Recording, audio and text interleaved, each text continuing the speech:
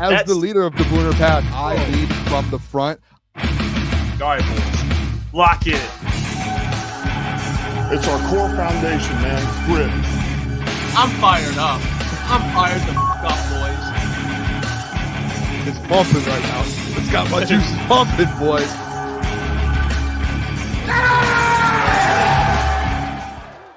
Boom. Everybody to Crunch Time with Jeff Booner, Lukas, and Gentry. It is Thursday, August 15th.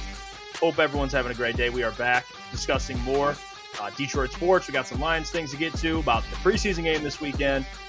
We're going to get into which finally I've been waiting, fellas. Can't wait. We've been trying to get to the segment. It's just we haven't been able to. We're going to give some of our season takes. Last time we did this, I proclaimed the Dallas Cowboys will not make the playoffs.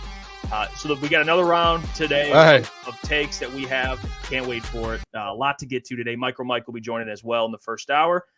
How we doing? How we feeling tonight, Boone? How are you feeling tonight, Jeff? I'm going to ask you. I'm going to flip the page on you. You always ask us. How are you feeling over there? Yeah, Jeff. How are you doing? Vinny? You know what? How you feeling, Vinny? I'm feeling good. I got my jersey, my Amon-Ra St. Brown jersey on. Just letting everyone know, that dude has been making plays in camp. Lions posted some footage of him just absolutely cooking every corner on the Lions. So I'm feeling good. I'm ready to talk some football. We got some. The Pistons schedule came out, boys. It got me a little shook. I know we sent it. We sent us. I think you sent it, Mike, in the group chat. It shook me a little bit. I'm not gonna lie to you, but I'm feeling good. I'm feeling good. Besides that, I feel good too. Sorry, I feel good. All the way around. There's football on right now as we speak. Football. Oh, yeah, who is it again? Patriots are playing right now in Eagles. Patriots. Oh, Joe Milton. Another Joe Milton magical. We're not. We don't care about Drake May right now, Booner. It's the Joe Milton show in New England. He's going to be the starter there. Just you watch. That's what they say. I don't know. Apparently the Joe Milton hype's out the roof. All right, I guess we're Joe Milton. I don't know. Have you seen the? I mean, Joe. That hype won't last long. I mean, Drake May's the guy there. Drake May's the guy. He better be. Is he playing? Is Joe Milton playing? Later in the game, but I just saw a drive of Drake May. He made a few good passes, ran the ball a little bit. Hey, I like Drake May, boys. Remember we had that combo. I don't want to get to that now. We'll see. He's very hot, very cold. I think he's either going to be Josh Allen or he's going to be Sam Darnold. That's a fair take. I don't think that's too. You know what? That's fine. Drake May, Jacoby Brissett's playing. Kenny Pickett, he's been playing all of preseason for the Eagles. So good old Kenny Pickett, 10 completions, 60 yards on brand for Kenny Pickett. That's how it goes. 6 yards. All two gloves out there, I'm sure. The best fourth quarter quarterback in the NFL. Based on the statistics. The best fourth quarter quarterback is a backup. I'm sorry, that is just a fact. No, it's not. When he played, that was a legit fact that he was the best fourth quarter quarterback at the time. What analytic was this based off of? I don't know. I just kept seeing the It's a bad one. Ain't no way. Where did you pull this stat from? I just kept seeing the tweet. It just kept popping up on my timeline, and when I see it, it's got to be true, right? Yeah, internet doesn't lie. I mean, was it a Jeffrey Collum tweet? It was not. It might have been. Jeffrey Collum, he's lurking. I think Doug's up to something. What's his right-hand man's name? Why'd you have to know. What an arrow that was, too, by the way. Jeffrey, I can't remember. He'll be back. He'll be back. He's lurking. You say his name 3 times, he pops up like Beetlejuice. He spawns in. Lion Troll says, is there a promo code for BetUS? No, there isn't a promo code, but they're running a deal right now, which you guys can get in on right now as we speak. And I posted it on our community page, and they're offering it right now. If you sign up and you place a bet, they're offering 125% bonus on your first 3 deposits up to $2,000. So please bet responsibly, but there's plenty of benefits there to signing up. We went through some of the lines the other day, but please sign up using our link, and they track everything. So, hey, we got supporters. If you guys want to bet, use BetUS. But like I said, fellas, we got a lot to get to today. And I want to just show this off the bat because Andy Reid's playing starters. We'll get to that in a little bit. He's playing starters the entire first half. 0 F's given from Andy Reid. Hollywood Brown went down last week. He's like, fire it back up. We're playing starters. It didn't even. Dude, he does his thing. I mean, the man's got a system. He sticks to it. He's back-to-back Super Bowl champions. This man is the best ever, one of the best to ever do it. Like, I don't blame him. I mean, he's probably like, hey, get tough for the season. Here you go. That's all it is. Dan Campbell, he never plays starters. That's his thing. He went to an NFC Championship game doing it. So everyone has their own way. I'm going to answer some questions real quick because I see some questions coming in. I want to get to the people before we move on. J-Rod, visors yet? We're going to get some visors soon. I think that's a great idea. Great idea there. I think we can cook with some crunch time visors. So stick around for that. We'll probably get those up before the season. So great idea, J-Rod. We'll take care of that. Steve says, how's the demonetization appeal going? It didn't work. So we got till October. We'll be back. So until then, Steve Lehman, a prime example. He's been ordering some merchandise and just tuning into the show, doing whatever you guys do usually, supports us. So we're thankful for you guys. But yeah, YouTube, just being YouTube, playing hardball. It is what it is, but we'll keep pushing like we always do. I'll tell you a team that probably won't keep pushing. That's the Pistons. Because this schedule, fellas, and I'll kind of get a closer. I know it's hard to read it. We got at least the first couple months released. And if you look here in October, they play Indiana to open up the season at home. Hey, at least we got a home game. You got to take the little victories. We got a home game to start against the Pacers. Then look at the back-to-backs, though, because you got Cleveland, Boston, and then you play Miami, Philly in October. Then you go to November, and you just look at this. I mean, you got the Knicks to start off November at home, and then it's Brooklyn, LA, back-to-back. You got Charlotte, Atlanta, Houston, Miami, Milwaukee, back-to-back. And then you got, the Wizards and Chicago back-to-back, which it's not the toughest opponent, but still, back-to-backs everywhere. I think they have – look at that, stacked. I don't know the exact number of back-to-backs, but they got a lot of back-to-backs. So it's going to be tough. I mean, even in the month of December, I mean, look at this. You got Milwaukee, Boston, the Knicks. It's just, oh my God, that Milwaukee, Boston. Imagine those teams out of back-to-back. You know what? Like, hey. Let's stop looking at it negative, boys. How about we why don't we grab some grit and be like, hey, yeah, we're about to let's go. Give us back-to-backs. Maybe that's the problem with the Detroit Pistons organization right now. It's just complaining and back-to-back, no national. Go earn it. If you don't want to play back-to-backs, go be good and earn it. Go show them that you want to be on national TV. Do something. Stop complaining. All the people on Twitter, why don't we stop complaining? The organization's the worst in almost all of sports right now. Like, they're going to give you back-to-backs, and they're not going to give you national televised games. There we go. Maybe go do something positive with the organization, and you'll get rewarded for it, huh? How about that? Maybe that's how the world works. You work hard, you get rewarded. They'll be working. Not only the back-to-backs, though. It's just like the teams they face in that first 2 months. They probably face 4 teams that I would say are head to head with them. They just, on top of the back-to-backs, they're facing a lot of good teams. I generally feel bad for the Pistons fans coming to have to watch that schedule. You're in the NBA. You're going to fight everyone. I know, but it doesn't look good. It doesn't look good. I'm saying the record isn't going to be good after those first 2 months. It's going to be a depressing season.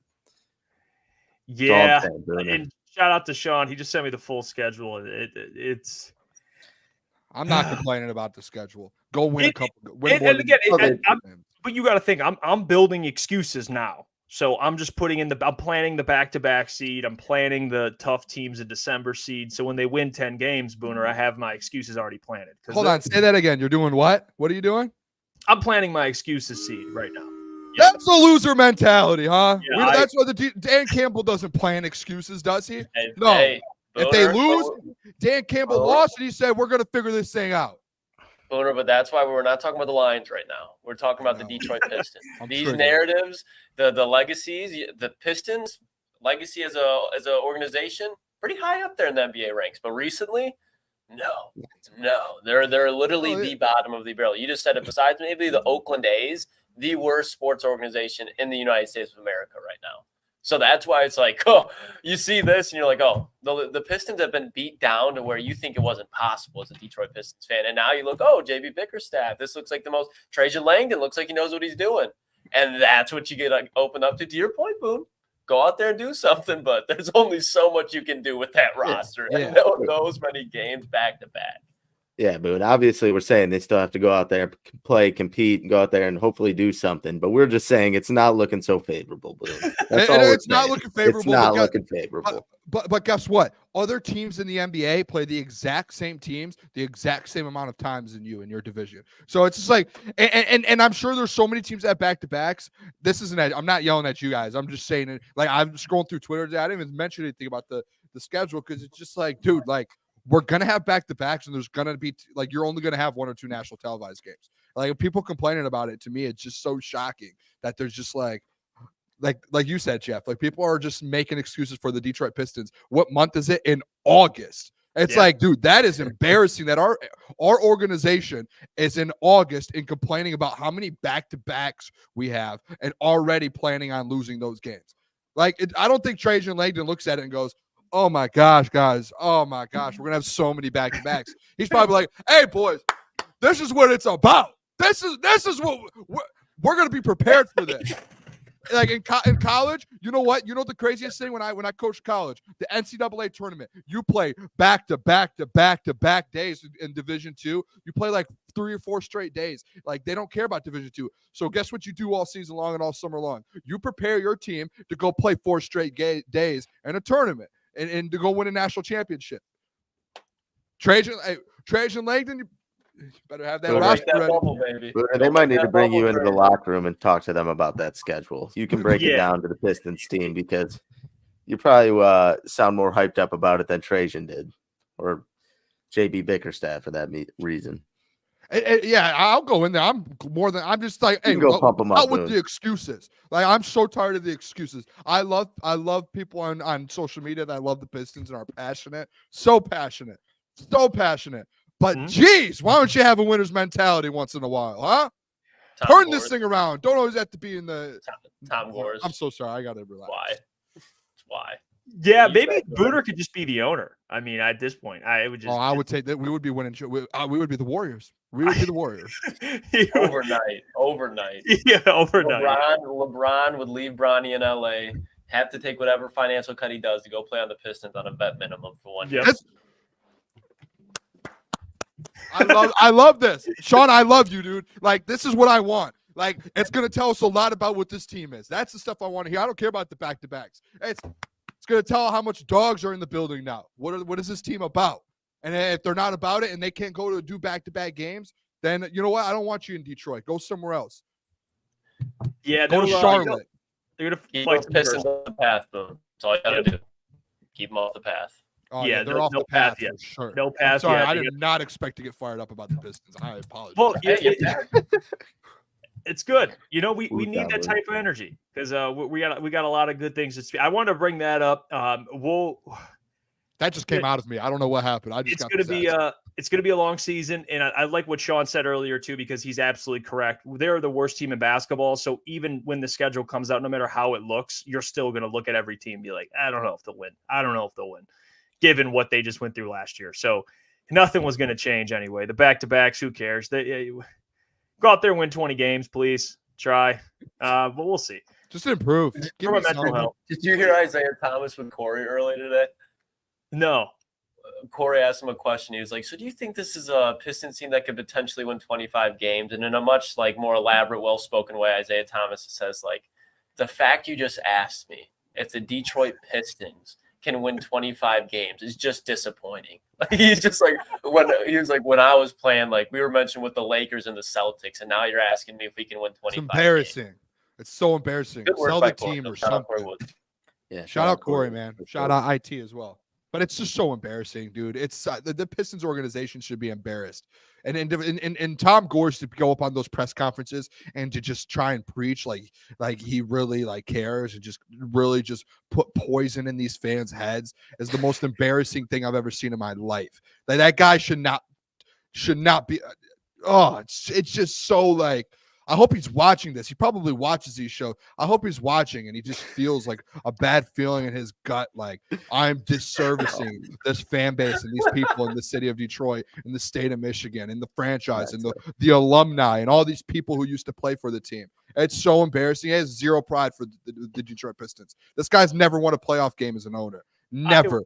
This guy should not be allowed. He doesn't know what Detroit Pistons culture is. He has no clue what it means to be a Piston.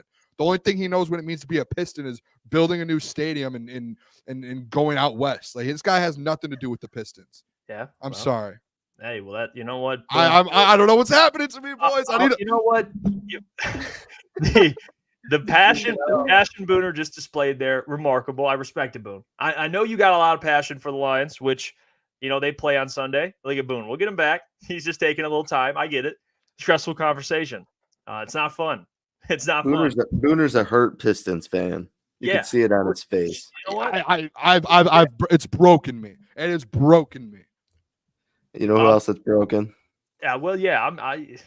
This guy has a Killian Hayes jersey. It's on his wall. He put it on his wall. Jeff has legit mental damage for the Detroit Pistons. I still have that Killian Hayes jersey. I don't know why. I'm a sicko, man. And just think about like what's even sicker is like just like the Malachi Flynn games last season, where it's like that's the guy who's giving you 50 plus. Like that's the guy and you'll never see it again. Never see it again. Nope. Molasses Flynn, what a time. Molasses. Our guy. Hey, that was our guy for a whole 24 hours. Yeah, what an era. I mean, seriously. That was sweet for one night. Mike Reed says, I got more merch ordered, fellas. Man, Mike Reed, shout out to you. Shout out to you. Appreciate you for supporting us. I know Mike Reed, Steve Lehman, those guys. I know we got some more orders yesterday, so appreciate everyone for supporting us. Hell yeah. We got more designs coming up, and we got some more designs we're cooking, so stick around for that as well. Fellas, Saturday, the Lions play will be live, by the way, for the watch party. So come hang out, watch the game. It also, speaking of of the merch, shout out to Roman, by the way. Shout out. But yeah, Saturday we'll be here, so come hang out, come watch the game, and it's going to be interesting because we're going to talk a lot about this today and tomorrow about what we're looking for. Some players. Dan said that the defensive line will play. We don't know exactly who will play. We have an idea who we want to see play. I'm assuming Hendon Hooker will be back. I don't know if it's confirmed. Booner, do you know if it's confirmed yet? If he's back? It's not confirmed because there hasn't been any media or anything, and I don't think there will be until maybe Saturday. But I would say this: we were at practice the other day, and like I said yesterday, he was going through full drills. And when they did 11-on-11, I know it wasn't really full 11-on-11 pads and hitting. It was kind of like it was a light scrimmage, but he was getting reps in that. So if you're out of there, I don't see him being in concussion protocol and him doing quarterback drills whatsoever. I don't see him being out there working out if he's in protocol. So my guess is Hendon Hooker will play. Okay. Not confirmed, but if he doesn't play, blame me. I don't know. I don't know what to say there. Yeah, I will. I'll remember that. I'll remember that. Well, they play at Nate Sudfeld. It's your fault, dude. Yeah, you're gonna have to watch him. Nate Sudfeld, I'm sure, will be participating to some extent. I'm assuming he'll be out there with Hendon Hooker. I don't know. Maybe we get a little Jake Fromm. I don't know. Really don't know at this point. But they play at 4. So the stream starts here on Crunch Time Sports at 4. But guys, I'll ask you 3. 3? Yeah. Oh, thank you for that. At 3. But anything specific with players maybe you're hoping to see? Does it have to be, because we don't have any confirmed information with the starters on the defensive line, but anyone you're looking for this Saturday to pop out for you in preseason? I would just say the wide receiver room in general. Obviously, Jeff, you and I kind of have been on the DPGA train, so hopefully he shows some flashes. Hey. But Fountain, if you see any of those guys really step up, just someone kind of, take control of that wide receiver room and the extra spots open there. You could say the defensive line too, but obviously we don't really know to an extent of who's all going to be playing. So I'll just say the wide receiver room, most importantly for me, Donovan Peoples-Jones. So the guys that I have, and I'll follow up with what Gentry said, because he said DPJ. I'm interested too to see, because there's going to be 5 to 6 receivers kept on this team. Darius Fountain is Isaiah Williams, those two guys. Like Isaiah Williams showed out last week. So I'm interested to see if he does it again. Like if this is a back-to-back thing and consistent. Because Jeff, you remember we were at camp and we kept seeing a guy making plays and it was Isaiah Williams again. Like he's out there catching passes again and he's making plays. So it feels like he's starting to work his way into that 5th spot. And same with Darius Fountain. Like Darius Fountain was like over DPJ until this last week, and then all of a sudden it's like a battle with DPJ and Darius Fountain.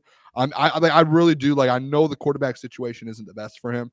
I want to see Darius Fountain out there, and I would love to see him out there with Hendon Hooker, so we can at least get some sort of look for Darius Fountain. Like I want to know, what we have in him and Isaiah Williams. Like I think they're going to be our 5th guy, and one of those two will be. And obviously DPJ is starting to work his way in now, so I'm interested to see that. Another one, defensive line.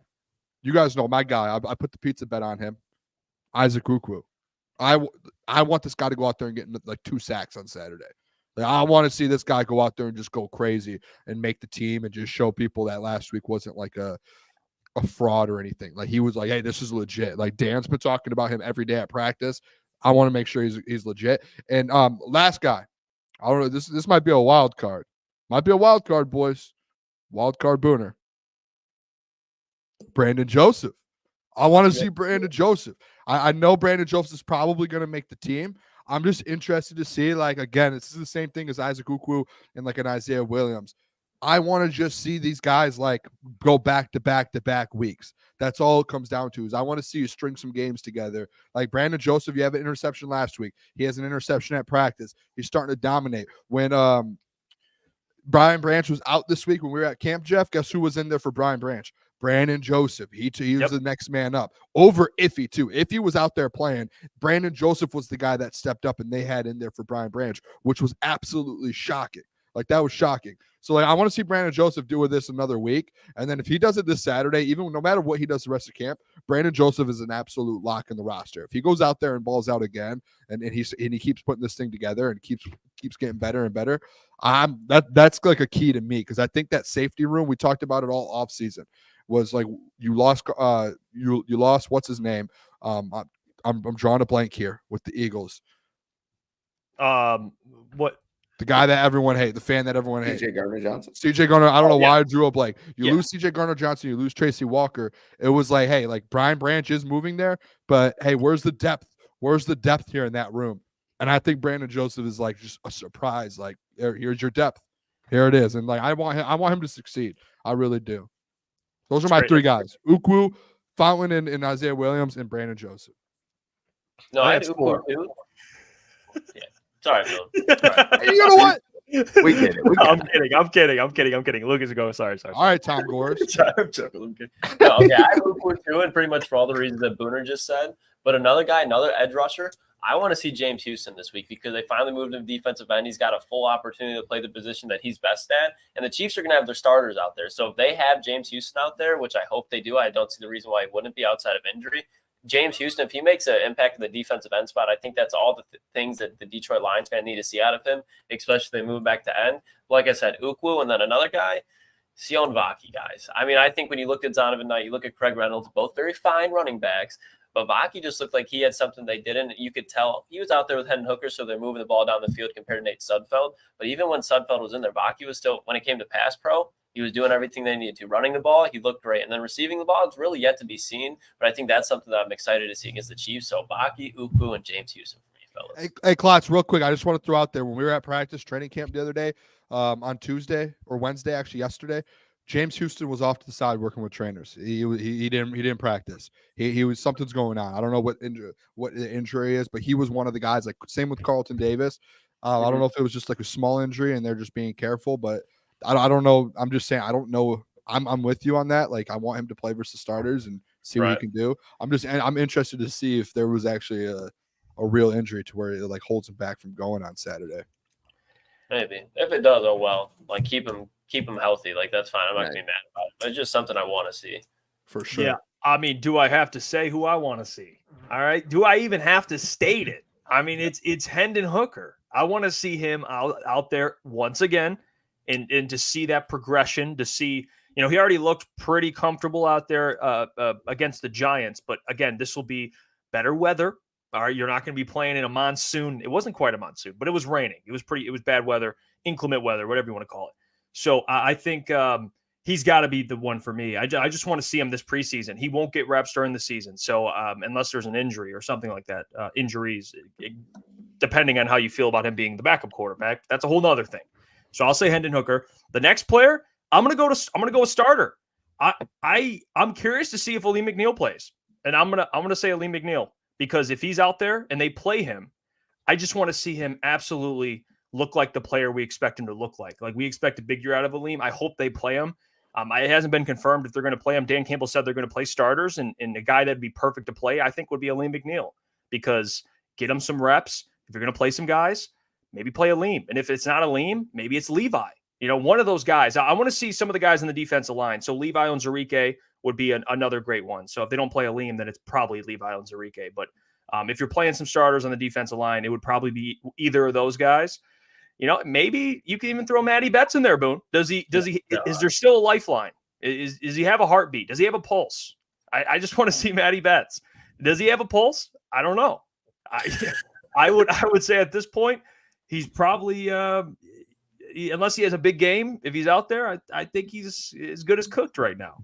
So I think those are going to be the guys I'm looking to see, and I'll even add to what Gentry said, the wide receiver room. So I think the wide receiver room in general, Isaiah Williams is a great pick, Darius Fountain, those guys. I want to see who stands out better quarterback play and better weather that, you should be able to see some of those guys. So I would say the wide receiver room. And again, I am curious. It's hard because I want to see some guys in the defense line. I just don't know who will be out there if he says starters. Like Levi Onwuzurike is not a starter technically. So I don't know what he meant by that, but I'm curious. Yeah, I don't think, but that's like, I think when he says starters, like you have to assume that like it's not Hutch. I don't know. I think Aleem McNeil maybe doesn't fit in that. My guess is Levi Owen and Pascal. Those were my two guesses. And Pascal would be the next one. Levi and Pascal would probably be the two guys I'm most excited to see if we're going with those two.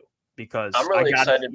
I gotta see Pascal out there, man. I gotta see if he's got anything left to at least give. Because I haven't heard much about him all off season, to be honest. That's a good thing, though. Another thing that's going to be really exciting to see, in my opinion, because did Rashee Rice play in the last preseason game? I'm pretty sure he did.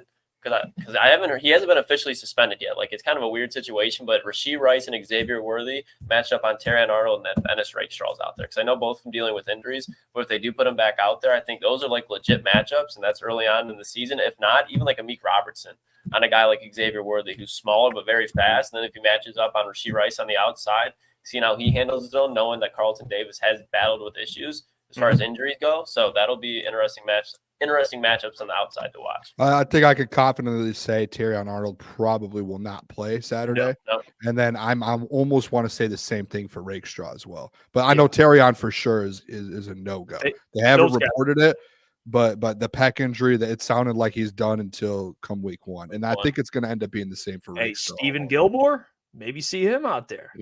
Kendall Vildor, interest you? Khalil Dorsey. You can interest me in Stephen Gilmore. Kendall Vildor, another one. He was making some plays in training camp this week for sure. He's been good. Bonjay, before we get Mike on here, I want to answer this question. Has there been any update on Reader? Is he doing any work even on the sideline? Booner, you this couple times we've been at training camp. He's just on the sideline, just working with trainers, with a lot of different guys. But he hasn't I don't think anyone in covering the Lions even knows what like a timeline for DJ Reader. Honestly, he's out there just probably staying in shape and making sure he's good on the side, but he hasn't been in drills and he hasn't been out in 11-on-11s, and he's been on nothing. So hopefully week 1, but I'm not going to sit here and be like, he's back week 1. I'm sure they're just like, we're all just sitting here waiting to hear back from him. Well, I know another guy who's waiting. It's MicroMike, our guy. And again, you know what? Shout out to Mike, man. We talk about Mike. That dude is an absolute legend. Set the tone for YouTube, a legend in the YouTube space. And he's kindly enough to join us like he does. And he does a great job. So please welcome in MicroMike. Link is in the description to check out his stuff if you haven't already. So let's welcome him in. Mike, what's going on, my man? Hey, what's going on, fellas? What is going on? Thanks for having me back on. Super stoked, man. Hey, Mike, I got to start, man. This week, they play the Chiefs in preseason, and Andy Reid said that they plan to play starters for at least the first half. And Dan said he's going to play some starters on the defensive line. Who we asked the question, what are some guys you're looking to see this Saturday, assuming they do play some starters on the defensive line? But anyone specifically you got your eye on this week? Oh, I'm definitely keeping my eye on Marcus Davenport. I want to see what he can bring to this defensive line. We signed him in free agency. There's been questions there about the opposite of Aiden Hutchinson. It'd be a great opportunity to see what he can do against their starters. A really good team, obviously the Super Bowl contender. So if he can get out there, get some reps, then we have an idea of what he can bring and see how well he is progressing, because there's a lot of questions with him. I'd like to see Traquan Smith just to see if he's alive and a real human being. Also, I'm dead serious. I don't know that he's actually I've never even seen him yet or anything. But I would like to see the wide receiver battle here, specifically Donovan Peoples-Jones, Therese Fountain. I love Isaiah Williams. Who is going to break out in this position? It's so important that we get some sort of idea. And just like Dan Campbell, we just don't know at this point. And I think that is a reflection, too, of Nate Sudfeld, who sucks. And I'm definitely, for 3, I'm going to go with the quarterback play. I mean, how can you not be watching the quarterback play? Last week with Nate Sudfeld, it was awful.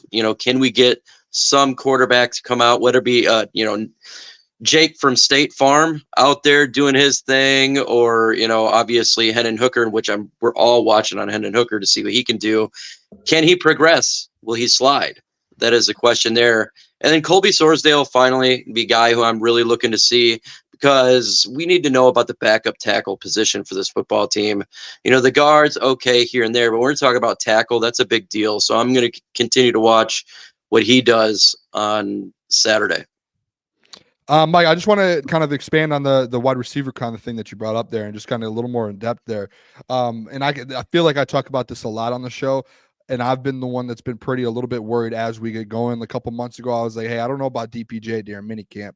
And then as it keeps going on, it doesn't feel like that wide receiver 4 or 5. And it might not be as big of a deal as we keep talking about it, because the depth on this team is so good.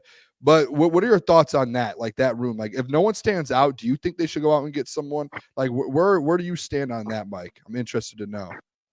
Yeah, I was just talking about that on the Huge Show. We were talking about that wide receiver, and I am with you. I am concerned. It's not necessarily for the starters, though. But what if St. Brown goes down for a game? What if Jamison Williams goes down for a game? That means that depth that you have at number 4 is going to have to step up. And that's concerning, because we're a team so close to potentially being in the Super Bowl. It's not having one player that could be the difference between making it or breaking it. And so that does concern me. I mean, last year in the playoffs, we didn't even have Khalif Raymond. So this is something that we have to think about, not just for the now, but going forward. So I completely agree with you right there. And, if we don't get this situation taken care of, there could be a lot of issues. Now, the Lions can either have somebody that step up, like a Therese Fountain, Donovan Peoples-Jones, or like a Robert Woods potentially getting cut from the Houston Texans. I think that's something that the Lions can do, because when you look at a player like Robert Woods, he already has connection with Jared Goff. He's not looking to be even really in probably a number 3, but him as a number 4, I think that would be a good compliment and just set this team a whole. But I am concerned with that wide receiver spot. Yeah, and Mike, obviously, my guy J-Mo has hit the ground running in training camp. I just want to hear your expectations for him this upcoming season. Obviously, he's been going kind of nuts right now, and the connection between him and Jared Goff certainly seems to be there. So just expectations for J-Mo this year. He's looking scary, Mike. He's looking scary. He is looking, and you know what? You guys are making it to where my expectations are going through the roof. I started the season 800 yards. I think, that's what I was thinking before OTA's minicamp. And then training camp, where it just went on steroids, and he's just been absolutely dominating. It's not just close. He is 2 yards away from the closest DB. And this has been a consistent basis. He's getting that breakaway speed. Everybody's saying his route running's crisper. He is bigger. He looks bigger, like thicker, like more muscle. He's confident. He's talking. My expectations now for Jamison Williams is past 1,000 yards receiving.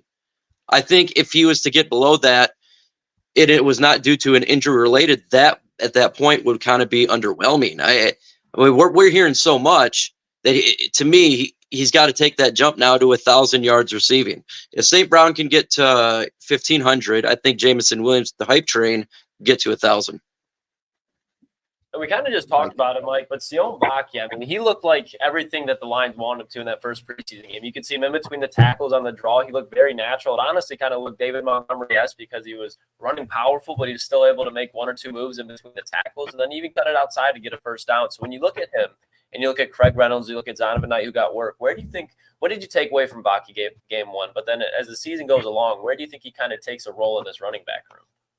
Wow, great question, by the way. And what I saw from Vaki was extremely impressive because you got to understand the offensive line that he was working with was subpar, to say the best, during that game.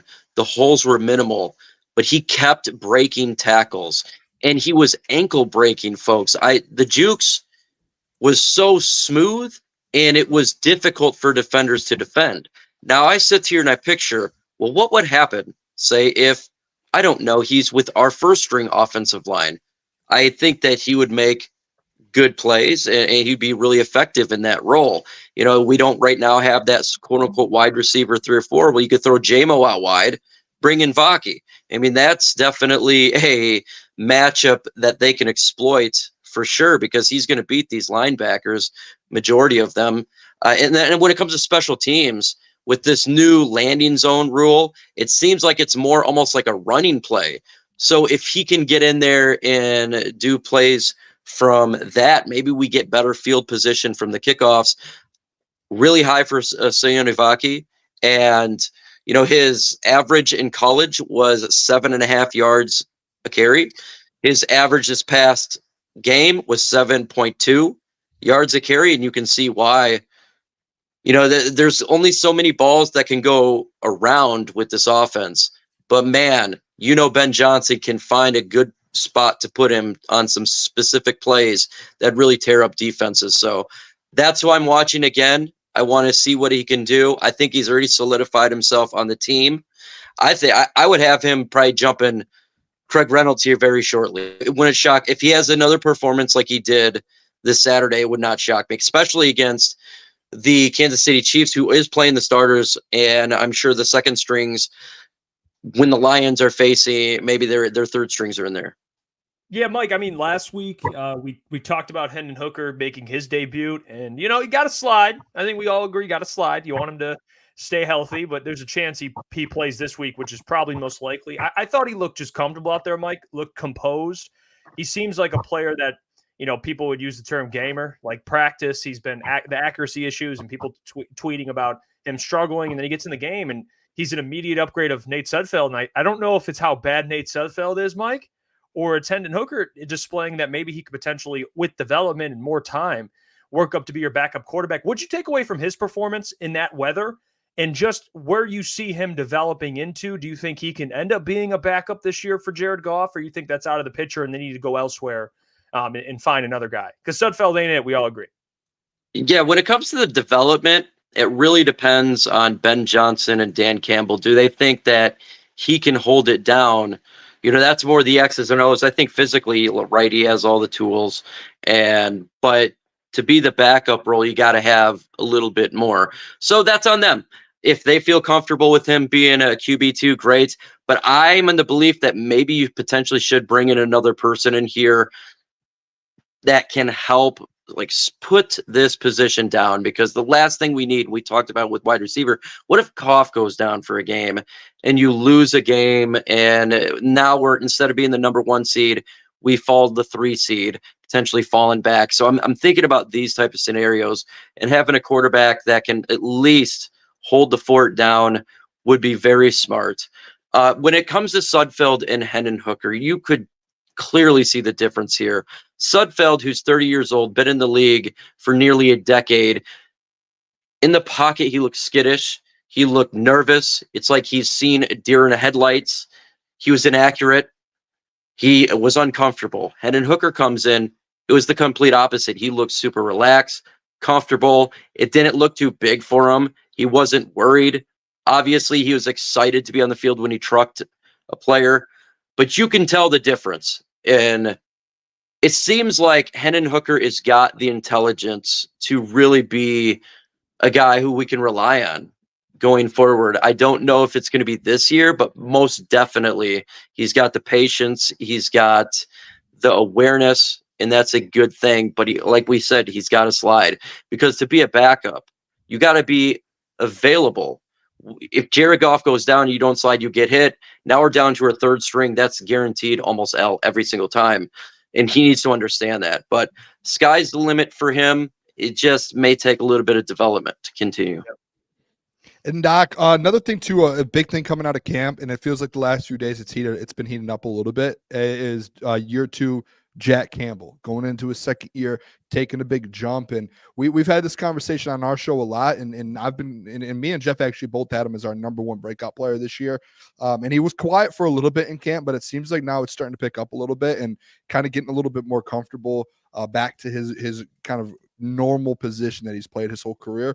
What do you think of in expectations here for a guy like Jack Campbell? Do you think he's able to take that step and end up being, jumping Alex Anzalone and being the best player kind of in the middle of the defense there? Or kind of where are you looking at for Jack to be in year 2? Yeah, I still think that Alex Anzalone right now is probably going to be the better linebacker all around. The veteran, he's not making too much mistakes in the pass game. And Jack Campbell has made a couple mistakes so far, in training camp.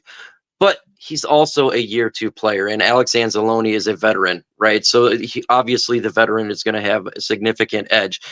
But I see his development just continue to get better. He's really good in the run game, just get better in the pass. He's an instinctive player. Utilize those instincts. Don't think about it, just be instinctive. And with his 6'5" frame, I think each week he's going to progress. And by the time we hit the playoffs, it's going to be really difficult to go down the middle on the Lions defense, something that we've never said for so long. It's probably since 2014. So I love his development. This is generally kind of where I expected. I know a lot of people were thinking that maybe he's a bust because of the 3 other players whom we drafted out of the 4 picks last year. It's just those 3 out of those 4 picks were near Hall of Fame type of draft. So his development is exactly where I expected to be. And I think year 3, he will be the best linebacker on the field. There's no doubt about it. Do you think that's another Pro Bowl All-Pro player that Brad has selected there? This year for Jack Campbell, no. Year 3, I can see him being in the Pro Bowl for sure. Okay. You're seeing the development, and why I'm very convinced of this is I've seen the development out of many different players on this team when it comes to the year 3, right? We're seeing with Levi Onwuzurike, Derek Barnes last year, Futu Melifonwu. You've seen what you just talked about, Brandon Joseph, a year 2 play. All these players are developing, generally speaking. And so somebody with the wits and the caliber and the instincts of a Jack Campbell, who I was really high on at the draft, there's no doubt on my mind he'll develop as well. And he's going to be a stud. I love that. Mike, and we know how talented Jahmyr Gibbs is, and they've talked about him getting more reps at receiver in the slot. Is that something you want to see? Do you want to see Jahmyr Gibbs get more involved in the pass game? Yeah, I mean, I would love to see him involved in the pass game, or he's such a difference maker. He's so fast. We see what happens. He always beating the linebacker. So just imagine him maybe in a wide receiver screen, right? Or going out and doing a quick out route or going in the middle. He gets the ball. It's going to be over because he's so fast. But there is a negative to it, right? That allows him to get hit more. And that is something we don't want running backs to have because the shelf life of running back is a little bit less. But at the same time, we're trying to win a Super Bowl this year. And I think if you're trying to win a Super Bowl, you want to have the best talent on the field. And if you could put Montgomery in the backfield, Jahmyr Gibbs in the slot with St. Brown and Jameson Williams, how on God's green earth are you going to stop that? That is a nightmare. And I would like to see situations like that this year. Absolutely, no doubt about it. Yeah, and we're about to get into it a little bit as far as the topic, but I wanted to get your opinion on it before we got you out here. The Falcons, they just brought in Justin Simmons, and you talk about bringing in Justin Simmons, you're going to line him right next to Jesse Bates, and you got A.J. Terrell. They just brought in Judon, and then the defensive line and the linebacker core, there's not anybody outside of there besides maybe Grady Jarrett that stands out, but they're very solid. So when you look at that defense, you look at Raheem Morris, he's a defensive coach. He's probably going to run the ball. Who do they have? Bijan Robinson. Do you think they're a threat to the NFC, or if the Lions were to see the Falcons in the playoff by some chance, do you think that's a team that you kind of be like, this is going to be a little situational, like this is going to be a close game? Jess was talking about this again on the huge show, so it's a great topic to talk about. And I'm going to say absolutely yes. And here's the reason why. They do have talent all over there. Look at the division that they're playing in. Okay. I could see a situation where they go 5-1 in the division. The Saints are not that great, right? You got the Carolina Panthers, who I think is the worst team in football. That could be a situation right there where they're 4-0. And then obviously the Tampa Bay Buccaneers, I think they match up well with them. Look at their schedule. They have a lot of scrub teams, a ton of scrub teams. We're talking about the New York Giants, bad team. They got to go against the Raiders. They got to go against the Chargers. It's all about wins and losses. And their schedule is easy. And they have upgraded the talent, both offense and defense. Could you see a situation where you get to 13 wins for the Falcons? I could see a situation like that. Absolutely. 100%. So they are a threat. Absolutely. Kyle Pitts is a really good tight end. He just has to have a quarterback. Drake London, I loved him coming out of USC. He's a really good wide receiver. Their offensive line is stacked. Bijan Robinson, was taken before Jahmyr Gibbs. That is a good offense. And you tell me they just go ahead and get a trade for a pass rusher and pick up the best safety in the free agent market, who's a really good safety. Yeah, you got to watch out for these guys. Mike, I just have one more quick question here. We've had this conversation with you before, just the Jake Bates situation, the kicker situation, or where are you at on that? Or are you like, hey, this is our guy, let's move forward, and who cares about competition? Or where do you stand on this whole Jake Bates situation?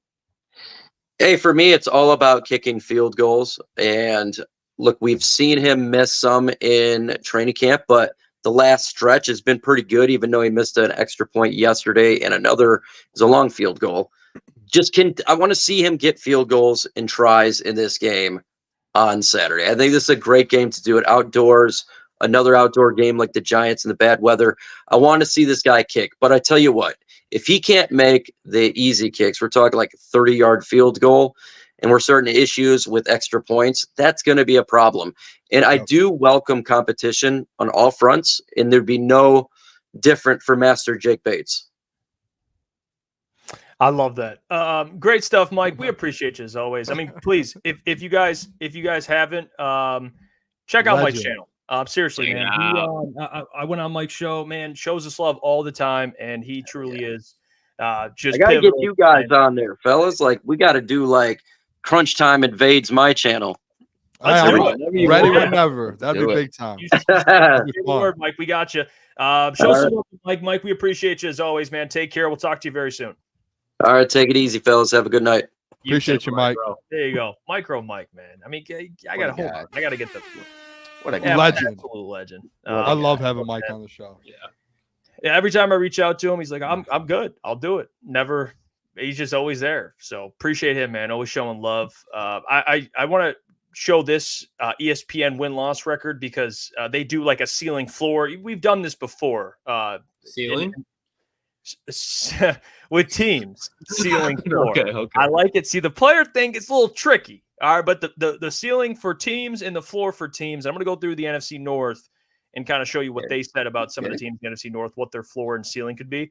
Because and we'll start with the Bears because we'll just get the controversial one right out the way here. We'll just go around because they have the Lions here as well. But here's the ceiling and the floor of the Chicago Bears, according to ESPN. This is written by national writers. So here's what they have to say. So the ceiling is 11-6. All right. The floor is 6-11, and the biggest X factor is offensive line play. Anything you dispute? Maybe ceiling too high, floor too low. What do you think? Fair? For them to reach the ceiling of 11, I don't hate it if there's injuries like within the division. Like, for example, like if I won't even use the Lions. If a Jordan Love were to get hurt for 3 or 4 games and the Bears play the Packers once or twice within that span, because a lot of times like divisional games like that, I think the Lions did it last year. Like you play the Vikings week 15, then you play week 17. And if that happens there, and if it's to the Lions, which I hope not, maybe if that has to go everything right besides that, I think a lot of things, including outside injuries, would have to happen for the Bears to reach 11 wins with Caleb Williams and a rookie quarterback and Matt Eberflus and a lot of new pieces, because the Bears are going to have to run the ball. And I still, to this point, you don't know who's going to be the Bears' feature back. Like having a running back by committee is nice, but it really doesn't get you that far in the NFL. I will say this. I think their ceiling 11, like that's their ceiling. Like I wouldn't be shocked. I said it yesterday that like I do have the Packers second in the division, but like would it shock me if the Bears, with the weapons that they have and the defense that they have, go out there and win 11 games? Like it would not shock me at all. Like at all. And I'm kind of shocked that the floor, and you guys, it's shocking coming from me, because months ago I was the one that was like, Bears aren't doing anything this year. I've come around a little bit to their floor being at like maybe 7 or 8.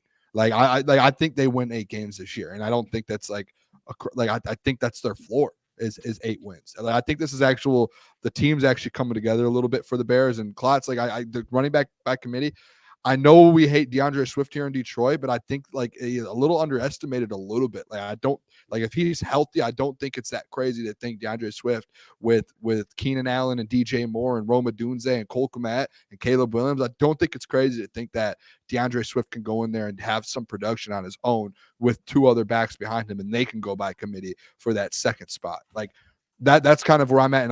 And then that defense, like they built that defense up, and it's not a bad defense at all. Yeah. So like I think their floor should be at 8 personally. Like if I did a ceiling floor, I'd probably do 11 and 8. 11 wins and 8 wins is the floor. Yeah, I think their floor would probably be like 7 wins, but like 6 is okay. It's not like nitpicky. And I mean, I think the Bears minimum are probably going to win like 8 to 9 games. So for their ceiling to be 11, I really don't think that's far-fetched. Obviously, like Lukas said, you probably are going to have to hope for some things to go right, but they have the talent on the defensive side of the ball, and obviously you have a rookie quarterback, so him, when he gets once he gets settled in, I think, you know, they have some potential with that offense, obviously. So I don't think the ceiling being 11 wins is that crazy. I actually don't mind what they have. Ceiling and floor, I think I'm not really, if I'm going to argue anything, it'll be like a 1 win or difference or 1 loss difference. Right. Like it's not enough to sit here and make an argument. I don't hate it. The thing I will say, 11-6 is, I think, if I'm going to make an argument, it's just a tad too high. I think the ceiling for them probably 10-7. It's 1 win. But when you look at Houston and you look at CJ Stroud, that division was worse. And he went 10-7. I believe, 10-7. They won the division. And that was with CJ Stroud having the year he had. Yeah, he didn't have the receivers that Caleb does, but CJ had a really good offensive line. I mean, he has 2 great tackles. He's Shaq Mason at guard. Like, he had a pretty good, put together offensive line. Bears, I mean, he says right here, the biggest X factor is their offensive line play. Like, that's where it gets a little shaky for me. So I don't hate it. I think with the offensive line the way it is for the Bears, there's a lot more risk for a disaster, in my opinion, than maybe the Texans, even though they have more defensive talent, I will say, but offensively more risk there, I think. Real quick, Joe, I'll say this when it comes to the Bears too. I know some people in the chat were like, 8 wins is their floor. That's insane. Like, guys, I don't think people realize, and this is like, I hate the Bears. They're in the NFC North. We obviously all hate the Bears. They won 7 games last year, and then they turn around and they added 2 receivers, like elite receivers. They added a new running back to that room, DeAndre Swift, who just ran for over 1,000 yards for the first time in his career. They added a rookie quarterback. I know it's a rookie. He is going to be better than Justin Fields, and he already looks better. Like in one of the best quarterbacks in the draft class. And they've added pieces on that defense. Like, and guys are coming off injury. Like, I get the offensive line, like, but I don't think it's crazy to say, hey, they just, like, you take last year's team, they were able to put 7 wins together, and you add all of these different pieces. Their floor, like their minimum expectation should be to get back to that 7-win season. Like there is no reason for them to be at 6. If they're at 6, Ryan Poles, everyone should be let go and no one should ever be let back in that building again. And they should have a whole new overload because you literally had the same team as last year, but you added a bunch of new pieces and they're just not random pieces. You added Keenan Allen, Roma Dunze, a brand new quarterback who's supposed to be the next best thing. DeAndre Swift, like that offense got rebuilt. And you have guys with another year, another DJ Moore year, Cole Kmet another year better. Like there is no reason that this team doesn't go out there and win 7 games again. If they do, everyone should be fired in that front office. Every single person. Well, the next team they have is the Detroit Lions, and the ceiling, 13-4. The floor 8-9. So, and the biggest X factor they have is secondary play. So. Your guys' thoughts on that? Secondary play being an X factor and the ceiling and the floor being what it is. I mean, for me, that's why I just kind of iffy with. Go ahead, Gentry. No, you're good. I was just gonna say I definitely agree with the ceiling being 13-4. Maybe you could say 1 win better, but the X factor, obviously, we seen how the season boiled down was our secondary was terrible. So, and obviously we recouped that. We drafted 2 guys, Ennis Rakestraw, Terrion Arnold, and then you bring in Carlton Davis and Amik Robinson. So you hope you're going to get some improvement there. But I would say that's an X factor, and you could also even say the edge rusher and finally getting to the quarterback consistently. Mm-hmm. Yeah, I think 13-4 is perfectly fine as far as the ceiling, just because the Lions did get better, but they're playing a tougher schedule this year, no doubt. So I think you got to weigh that in the equation. And the floor is honestly, I mean, if you're gonna taking injuries into account for the Lions, maybe 8-9, but I think the floor is a little too low. I think just the way that this team plays football, how good their offensive line is, just how good their front 7 is, it's going to be really hard for teams, even if there were to be an Amon-Ra St. Brown injury for a couple of games. Like, it's still a nightmare to match up with this Detroit Lions team. So I don't really like the floor, but I mean, it's probably like a game or two. I'd probably put the Lions floor like 9-10 wins. Yeah, I mean, honestly, guys, if the Lions went 8-9, I'm coming for people's jobs. I'm just going to be quite frank for you. Like, I'm going to be completely honest, and I think everyone in the chat right now, if the Lions go out there this year and win 8 games, I think every single person in this chat has the right to go at people's jobs. I'm not saying Dan Campbell, but I'm saying why, like, was our defense this bad? Was AG not to be able to, could he not figure it out? Like what happened? Something had to have happened, like outside of injury. Let's say there were no injuries and they go 8-9 with the full roster. There's something that happened in that organization and here in Detroit. And I am going at someone's job. And I don't care who it is. There's no reason. The floor should be 10. I think that should be the minimum for this team. 0 chance you should go 8-9 this year. And if you go 8-9, there is a big, like, that's not good. That is bad. 10 wins. Yeah. 10 wins should be the floor. That should be the expectation. You're talking about guys, like 10 sounds like a lot. You're talking about national media. You're talking about people all around the country who are saying the Detroit Lions are a lock for a playoff spot. You saw Nick Wright say they're the number 2 team in the NFL. The roster is the second best roster in the NFL. Everyone has the Lions ranked as a top 5 team in the NFL. A top 5 team in the NFL doesn't go out there and win 8 games. The minimum you should win is 10. Even when the Eagles last year had all those struggles, they still won 10 games. Mm-hmm. Like, you should be able to find a way, if you are as good as you are, even if there's a couple injuries here and there, to go win 10 football games. So 10-7 should be the floor. And if I'm talking ceiling too, I told you guys from the start, when the season ended last year, my record prediction for the Lions this year was 13-4. So I would have to go for a ceiling. I would have to go above that. I have to say 14 wins. I know it sounds like a lot, but I do think there's a chance. It's the same thing with the Chiefs and the 49ers every year. If you have one of the best teams in football and the best rosters in football, every year you should have a chance to go 14-3 and put up a huge year. Like, it just takes it takes a little bit of getting hot and to go on an 8-game win streak to rip off that many to go win 14 games. Like, teams do it every year or every couple of years. I think that's like best case scenario. If you're playing at your best, all cylinders are clicking, the defense is clicking, that X factor, the secondary play is clicking. That team should be top 5 in offense, defense, and you should go win 14 games and have the number 1 seed. And I'm going to be honest, I'm not as wrapped up in the win total as I am focused on winning the division. That to me is the most important part. Like, they can win the division in ugly fashion and win 11 games. I am happy. You just have to win the division. So that I'll just start with that. So I'm not as obsessed. Just win the NFC North. I disagree with the numbers, like in ceiling and floor. I do. I'm actually agreeing with you, Boone, on the ceiling. I think 14 wins should be the ceiling because 13, 12, 12, 13 is what people are saying. To me, that's not the ceiling. The ceiling, you got to go a little higher. And I think 14 wins, if all goes right, that's a ceiling.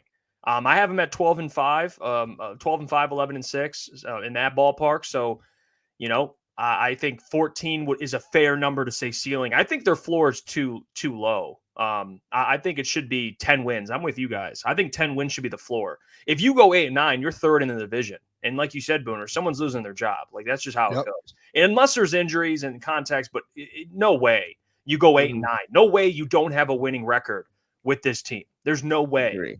Unless there would be a massive mishap. Yeah, like something would, unless Jared goes down, there's no way you don't have a winning record. So, I disagree, even though I love Eric, but I disagree with that. I think ceiling should be a tad bit higher and floor should be a tad bit higher. And I would be okay with that. I would even add this, fellas. I actually disagree with the biggest X factor. I think the biggest X factor is the defensive line. I think that's the biggest X factor because by default, if you can get to the quarterback, your corners and safeties are going to benefit. So that just makes sense that way. If you can rush the passer effectively, then the guys on the back end are going to be better in a better position. So that's where I think the X factor should be. I mean, screw the secondary play. If you can't get to the quarterback, those guys are on an island anyway. So I would say that as well. I think the X factor should be the defensive line just being as good as advertised. And then I disagree with the ceiling should be a little higher and floor should be higher. So I do think, Jeff, to your point with the defensive line and the secondary, like the biggest thing that it comes down to, like if the Lions go 8 and 9 or 9 and 8, the only reason that is, it's not the offense, because for years now we've seen top 5 offenses get put out Ben Johnson. That comes down to AG, to Aaron Glenn. Like that's what it comes down to. This comment, I don't hate it. Spot on. It's like the biggest X factor is the defensive coordinator. It is AG. I have faith that he does it, and we know what he can be and what he can do. But like, if you can't find a way to take this defense and put and you go 8 and 9, like if you really do hit that floor somehow, some way, the only reason that could be is because of the defense. Like the only reason. And again, that's taking out injuries. That's just saying 8 and 9 without any injuries. That would be it. And like the fire AG stuff would be full train ahead and full steam ahead. But I don't think it happens. Like my record prediction is 13 and 4. AG gets his defense together. He figures the thing out with the defensive line, the secondary, the line, like everything comes together and you go win 13 games. But like a floor of 8 and 9, like your floor better. You just won a division and went to an NFC Championship game. Be going 2 years backwards. Yeah, your floor is 10. If they're 8 and 9, I promise you, I will chain myself in Allen Park to the front door and say until they fire AG or fire whoever was in. Like I will make sure that happens. Yeah, I agree with that. The next team is the Green Bay Packers, and they actually have a lower floor and a lower ceiling, but their ceiling is 12 and 5, and their floor is 7 and 10. And their biggest X factor is a player, and it's Josh Jacobs. That's who they have. So your guys' thoughts on that? Oh, boys? I mean, it's pretty obvious in my opinion that I think their ceiling is probably going to be a little bit lower than the Lions, but I think as far as their floor, that's too low. Like, I think the floor for them, how many games did they win last year? I believe they won 9. I think they won 10 games.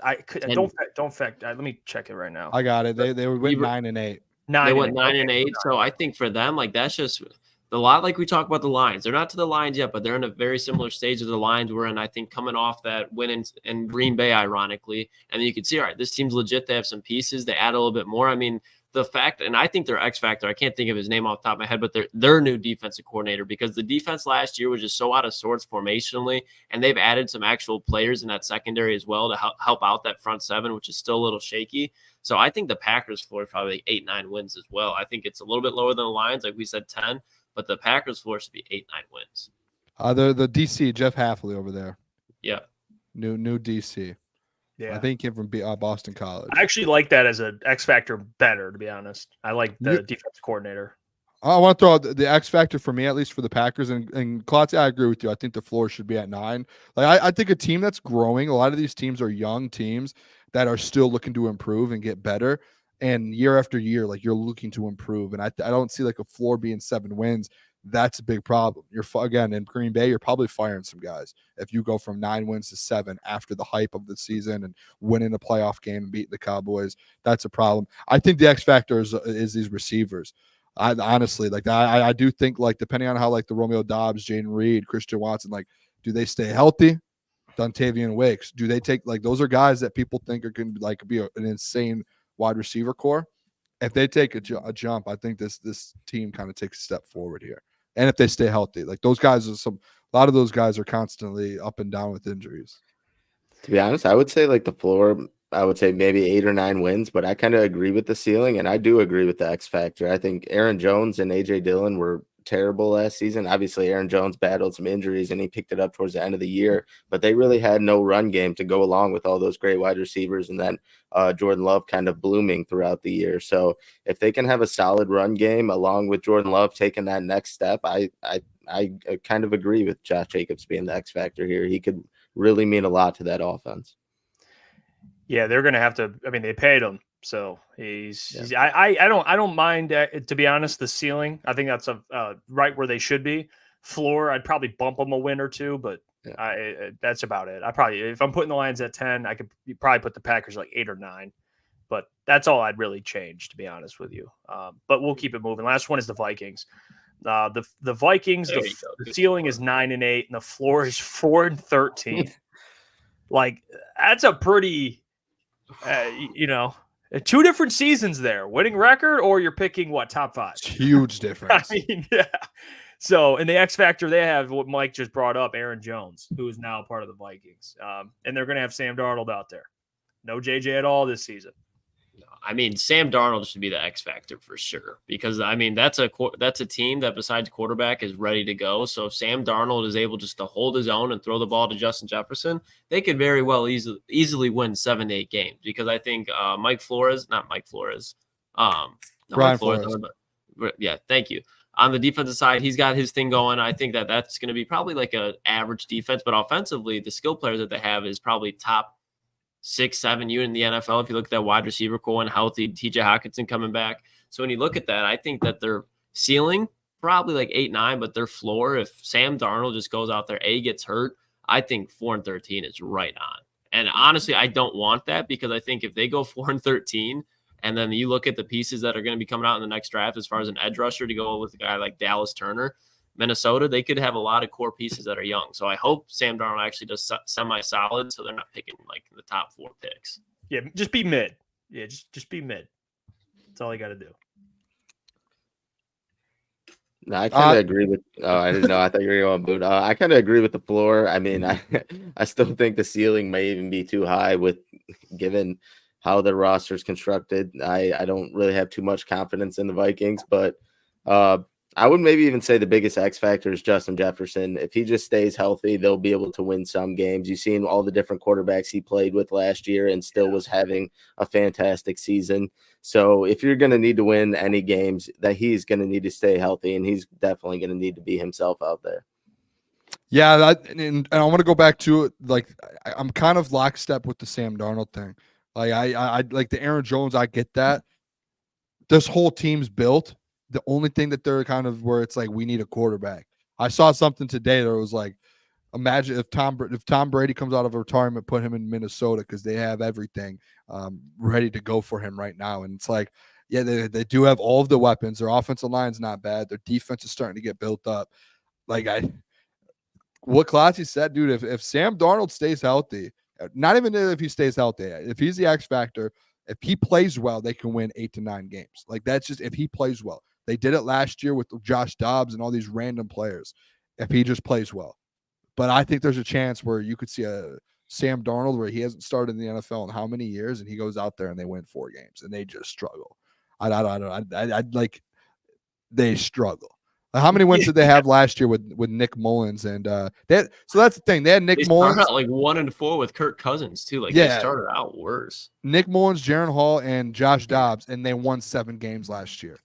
So it's like, if they go out there with Sam Darnold and he plays decent and all these weapons are healthy, TJ Hawkinson comes back healthy, you added Aaron Jones to this Like, I'm not gonna say it's not as bad as people. I No. don't think it's as bad of a team as people think.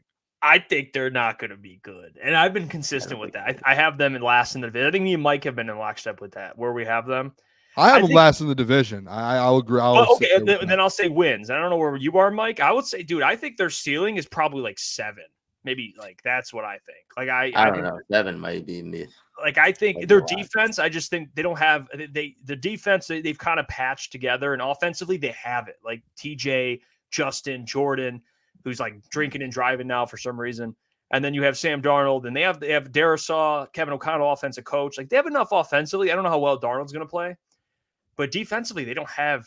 They're not good, especially their secondary. So I don't know, man. I think it's a little too high a ceiling. I like the floor. Floor's fine. I just would knock the ceiling down a couple wins. I'm with Easy in the chat. Shout out to him. But yeah, I don't know about the Vikings, man. So Fair. we'll see.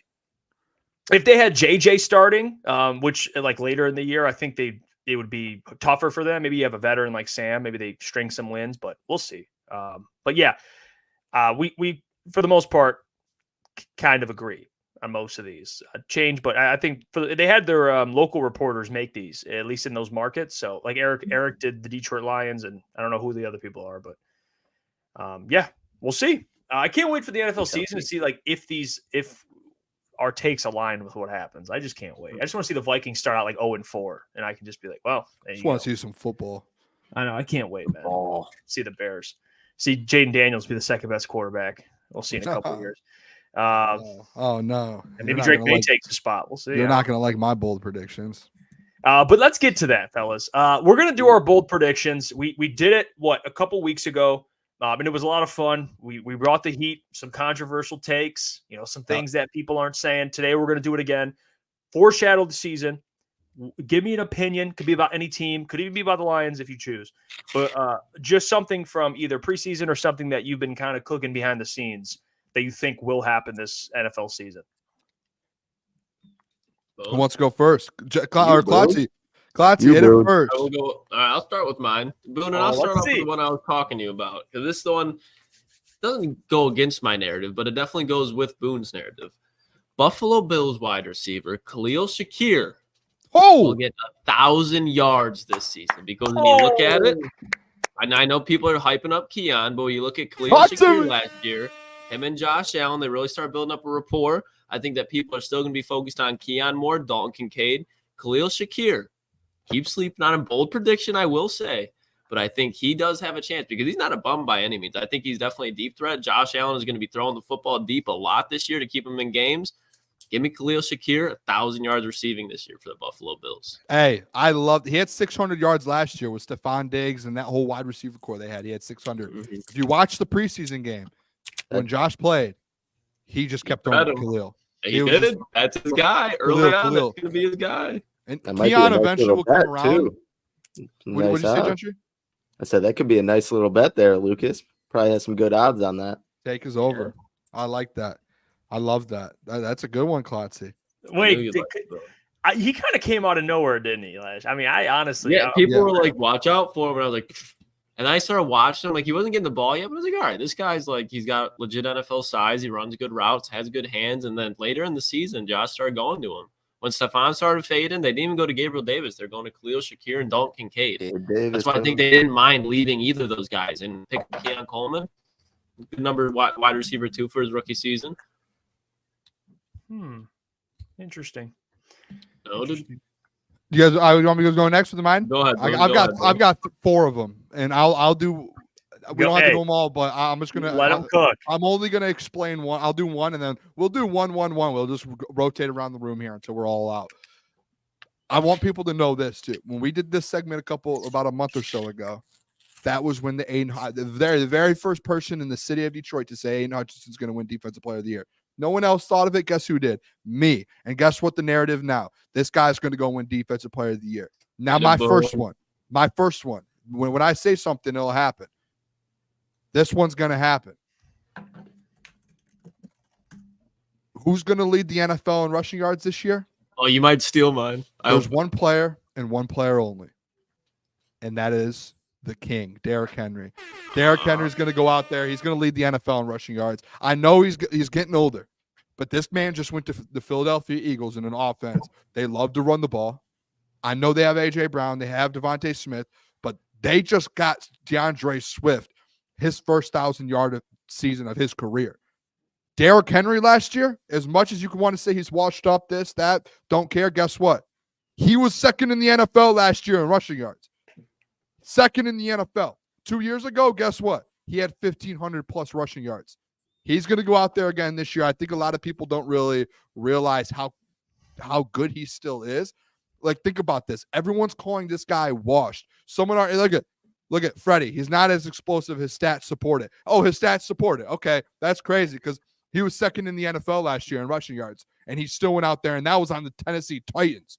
The Tennessee Titans. This man is behind the second best offensive line in the NFL now that just got DeAndre Swift 1,000 yards. He's going to go out there and he's going to lead the NFL in yards. Or the Ravens. I apologize. The Ravens. I just totally, that's on me, boys. But still, he went to Baltimore Ravens. Boy, Boone, I like you guys see what I'm saying? That's a running team. One of my bold takes, just so we could get out of the way, Booner, as a counterpoint, I had a take with the leading rusher in the NFL, but I didn't have Derrick Henry. I had Jonathan Taylor. What do you feel about that? Because Jonathan Taylor, Indy's going to be running the ball. He didn't really play much last year. That's a top 5 offensive line. I think Jonathan Taylor, I think he could return to form. That's from not like me, by the way, boys. I was Sorry, talking about that. Dude, it's all good, but that was funny. I had it written No, I down don't hate and it, Lucas. bad. I don't hate it at all.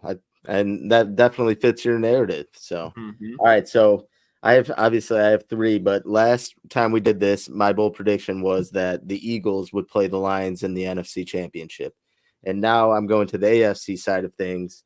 It will be Rodgers versus Mahomes in the AFC Championship. That is my prediction. The Jets. Yeah. The Jets. My prediction. That is one of 3. I don't know. So the Eagles, I like Lions, Chiefs, Jets. That's how it's I gonna like go. the take that the Yeah. Jets being good, Gentry, but I don't like the fact that the Jets It's are gonna in there. boil The down Chiefs that are in way. there. My boy Joe Burrow's not in there. Imagine Joe Lions. Jets. Burrow's going to be dancing. Joe Burrow's Lions, going to be Jets. dancing in December, January, February. Whew. Kirby Joseph gonna be sitting there staring at A-Rod, going, "Yeah, let's go." I wonder if that's like a player who kind of makes A-Rod kind of phased. Like, doesn't make him like Who, Mahomes? like scared or no Aaron Rodgers with Kirby Kirby. Joseph. Like he's not like scared to like throw the ball, but I wonder if he thinks twice about throwing to Kirby Joseph. Mhm. You and want me his to be mistake. honest with you? I don't So think it anyone triggers him a phases bit? Aaron Rodgers, to be honest. Yeah, that's a good point, Boone. That man probably does like peyote or whatever Ayahuasca. ayahuasca. Yeah, I don't know what this stuff is. Yeah. And he probably does it before a When he's game. having a bad trip, he probably sees Kirby Joseph. Yeah. Having an ego death, seeing Kirby in there. So I All got right, Jeff. I see you smirking. What do you got? I got two. And these, I'm feeling good. You're not going to like one of them. You guys will not like one of them. I'm just going to say it right now. I'll get the good one. This one's the Caleb Williams MVP. Whoa. No, Did you guys hear that? This one is more like I'm just warming you up. Okay. This one, I believe, rookie Marvin Harrison Jr. will be a Pro Bowler this year. Oh, I love that Brady. He will be a Pro Bowler this year because I went back. Jamar Chase made a Pro Bowl his rookie year. Justin Jefferson made a Pro Bowl his rookie year. Both had 1,400 yards. I think Marvin Harrison is the next one to make the Pro Bowl as a rookie in the NFC.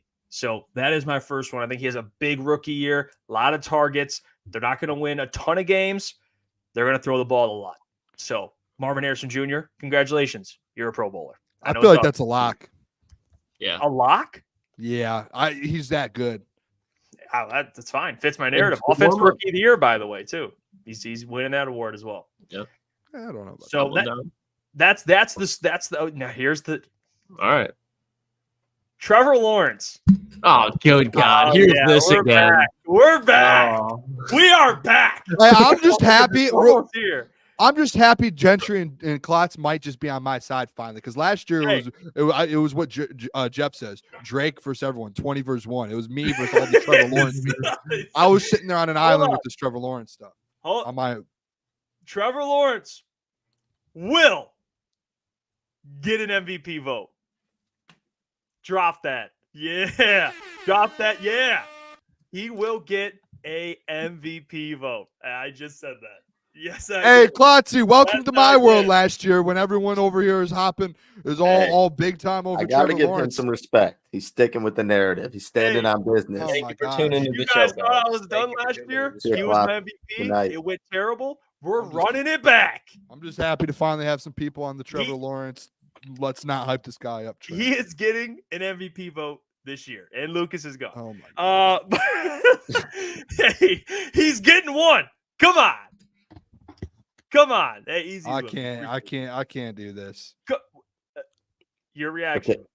All right. I just you just keep. It's one of those things where it's like, hey, buddy, man, like we need to have an intervention.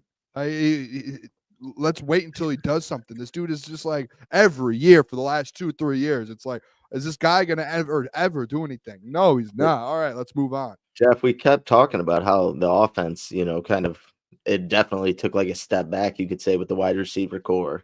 Basically got worse. Obviously, Trevor wasn't healthy all of last season, and that could have been a big reasoning behind his struggles. But are you actually confident in that offense, the wide receiver room, Travis Etienne staying healthy? Let me tell you something. Doug All right, Peterson. Yeah. So MVP vote, and I'll explain why. Let me give you my take. All right. So Talk. I think the Texans and the Jags will be battling for that division. So I think both teams are going to win double-digit games. Sorry, the Colts will not. The Colts will not. And I think if Trevor Lawrence has a big year statistically, and hey, they started 8-3 last year, he got injured. I get the wide receiver argument, but I think they have a collection of guys that are capable, and they have Brian Thomas, who has looked very good as a rookie. I'm curious to see what he brings his rookie year. Gabe Davis is Gabe Davis. You kind of know what you're getting out of him. Evan Ingram, very underrated tight end. Not much. That's what you're And getting. they still have Come on, Christian Gentry. Kirk, and they still have Christian Kirk. Don't ever cheer for that guy. Who's very good. And they have ETN running behind him. Like, I think with that offense, I know defense of the secondary, little question mark, but I think they're going to ask Trevor to do more. And he does bring more ability with his ability to rush. He'll get some rushing TDs this year. Hey, I think over the course of the season, he's going to be, if the Jags are as good as I think they'll be, you're going to look at Trevor and say he's a big reason why. So I do think he gets just a one vote. Doesn't mean he wins it. I'm going the Booner way. Doesn't mean he wins it, but he gets a vote. I'm going with that. Mm-hmm. Question. Booner, go ahead. Actually, it's not really a question. I just want to, I want to pay my respects. I respect. To that take. Klotz, this is a little to you too. Let's hear it, Boone. I really respect you guys and commitment to these AFC South teams. Like, I respect this. Like, I genuinely do. You guys are committed to the bit with the Jags and the Colts. Klotzy over there going Jonathan Taylor for his bold take, sticking with the Colts, the only other team outside the Lions he wants to talk about, and Jeff over there just reversing it back to the Jags. I mean, you guys are over here, oh, Booner, you're a Bills fan. I haven't talked about the Bills in one of our takes this whole year, this whole offseason. Come on now. Oh, let me guess. My next bold prediction: Josh Allen MVP. No, get out of here, both of you, with that. Hey, You guys are trying to set your own narratives up. No. Let's not.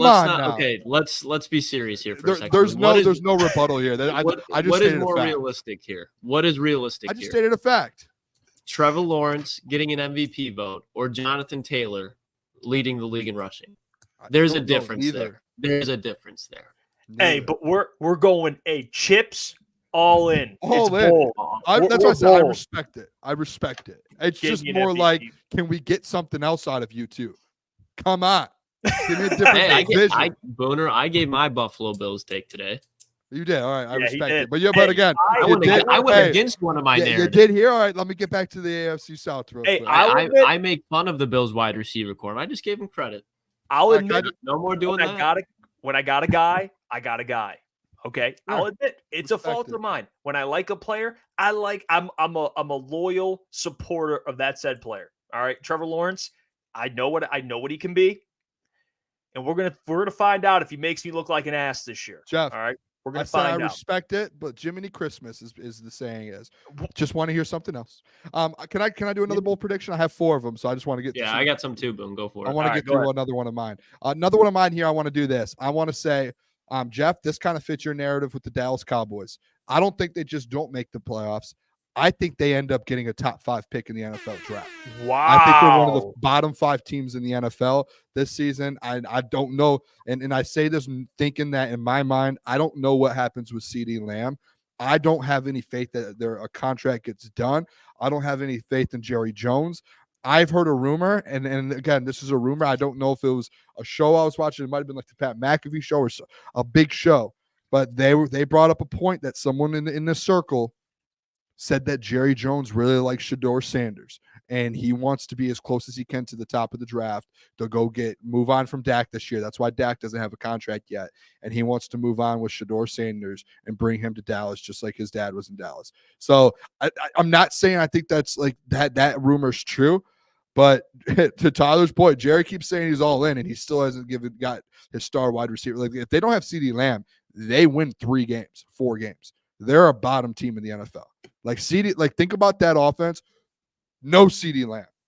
Like, who do they have? You sleeping on Brandon Cooks and Jake Ferguson?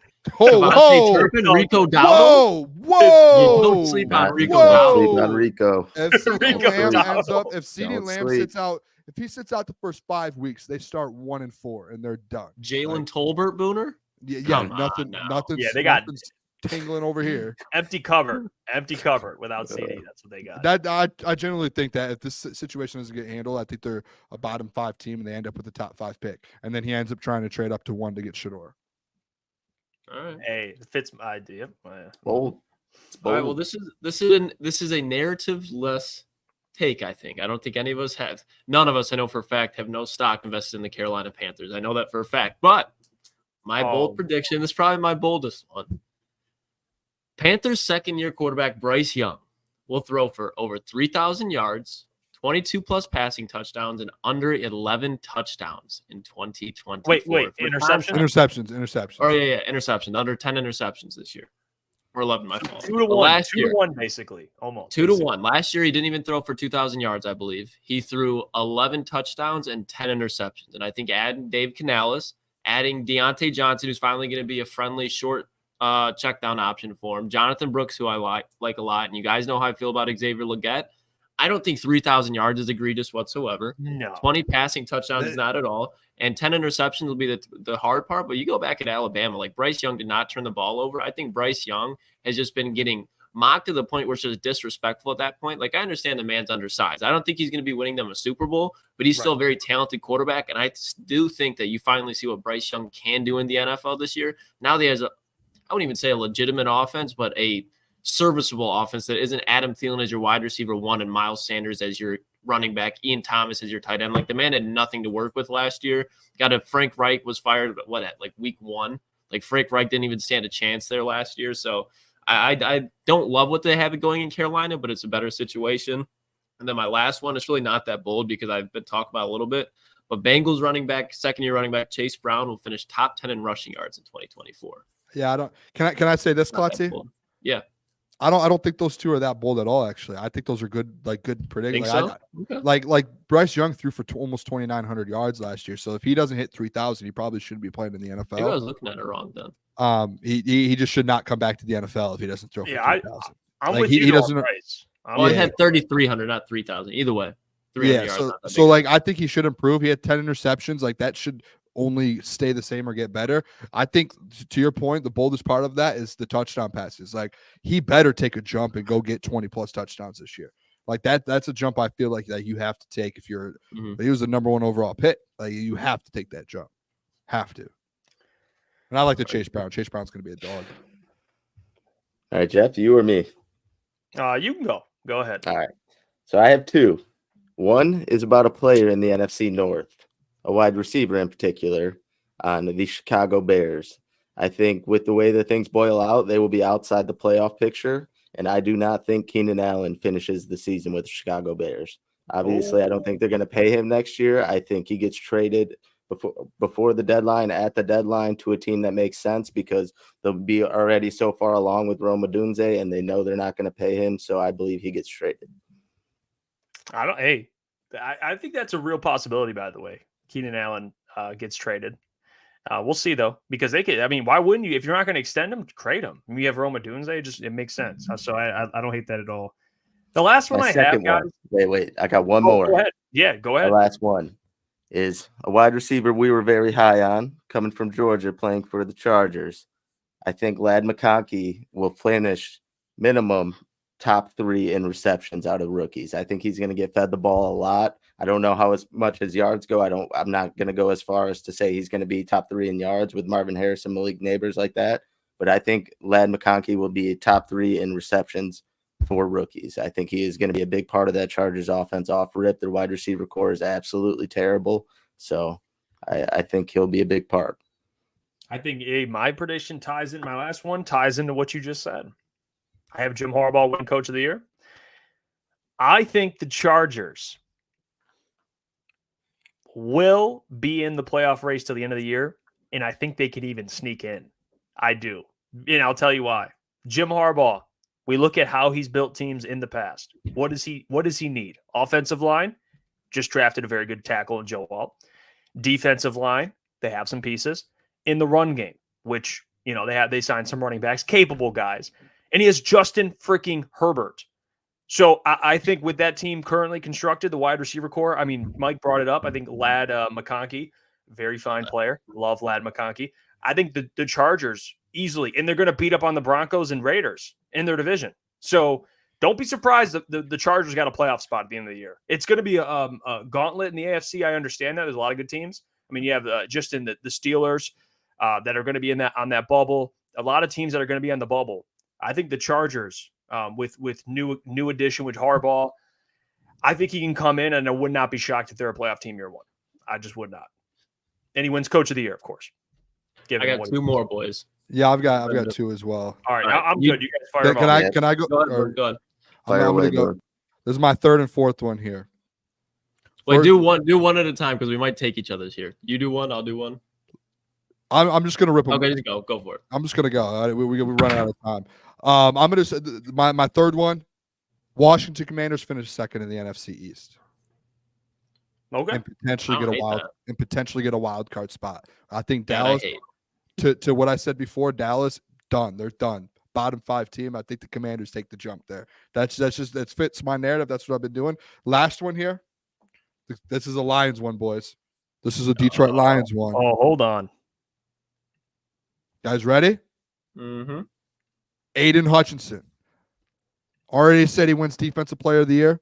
This man does it by leading the entire NFL in sacks. He will lead the NFL in sacks this season. He will go out there. It fits my narrative that he wins Defensive Player of the Year, and the way he does it, he's on the number 1 team in the NFC, and he leads the entire NFL in sacks for the first time in his career and his 3rd year. I don't see this guy, what he's doing in camp, what everyone's talking about with this guy, Aiden Hutchinson. It is unbelievable. He looks like he's on a different level. He's a different player. He looks like he has finally taken a massive jump. Now he has DJ Reader. Ali McNeil's taking a jump. He finally has a little bit of help with Davenport and Houston and these guys on the other side and Levi O. And he has AG here. He has a secondary to help him out. This man is going to get to the quarterback so many times this year.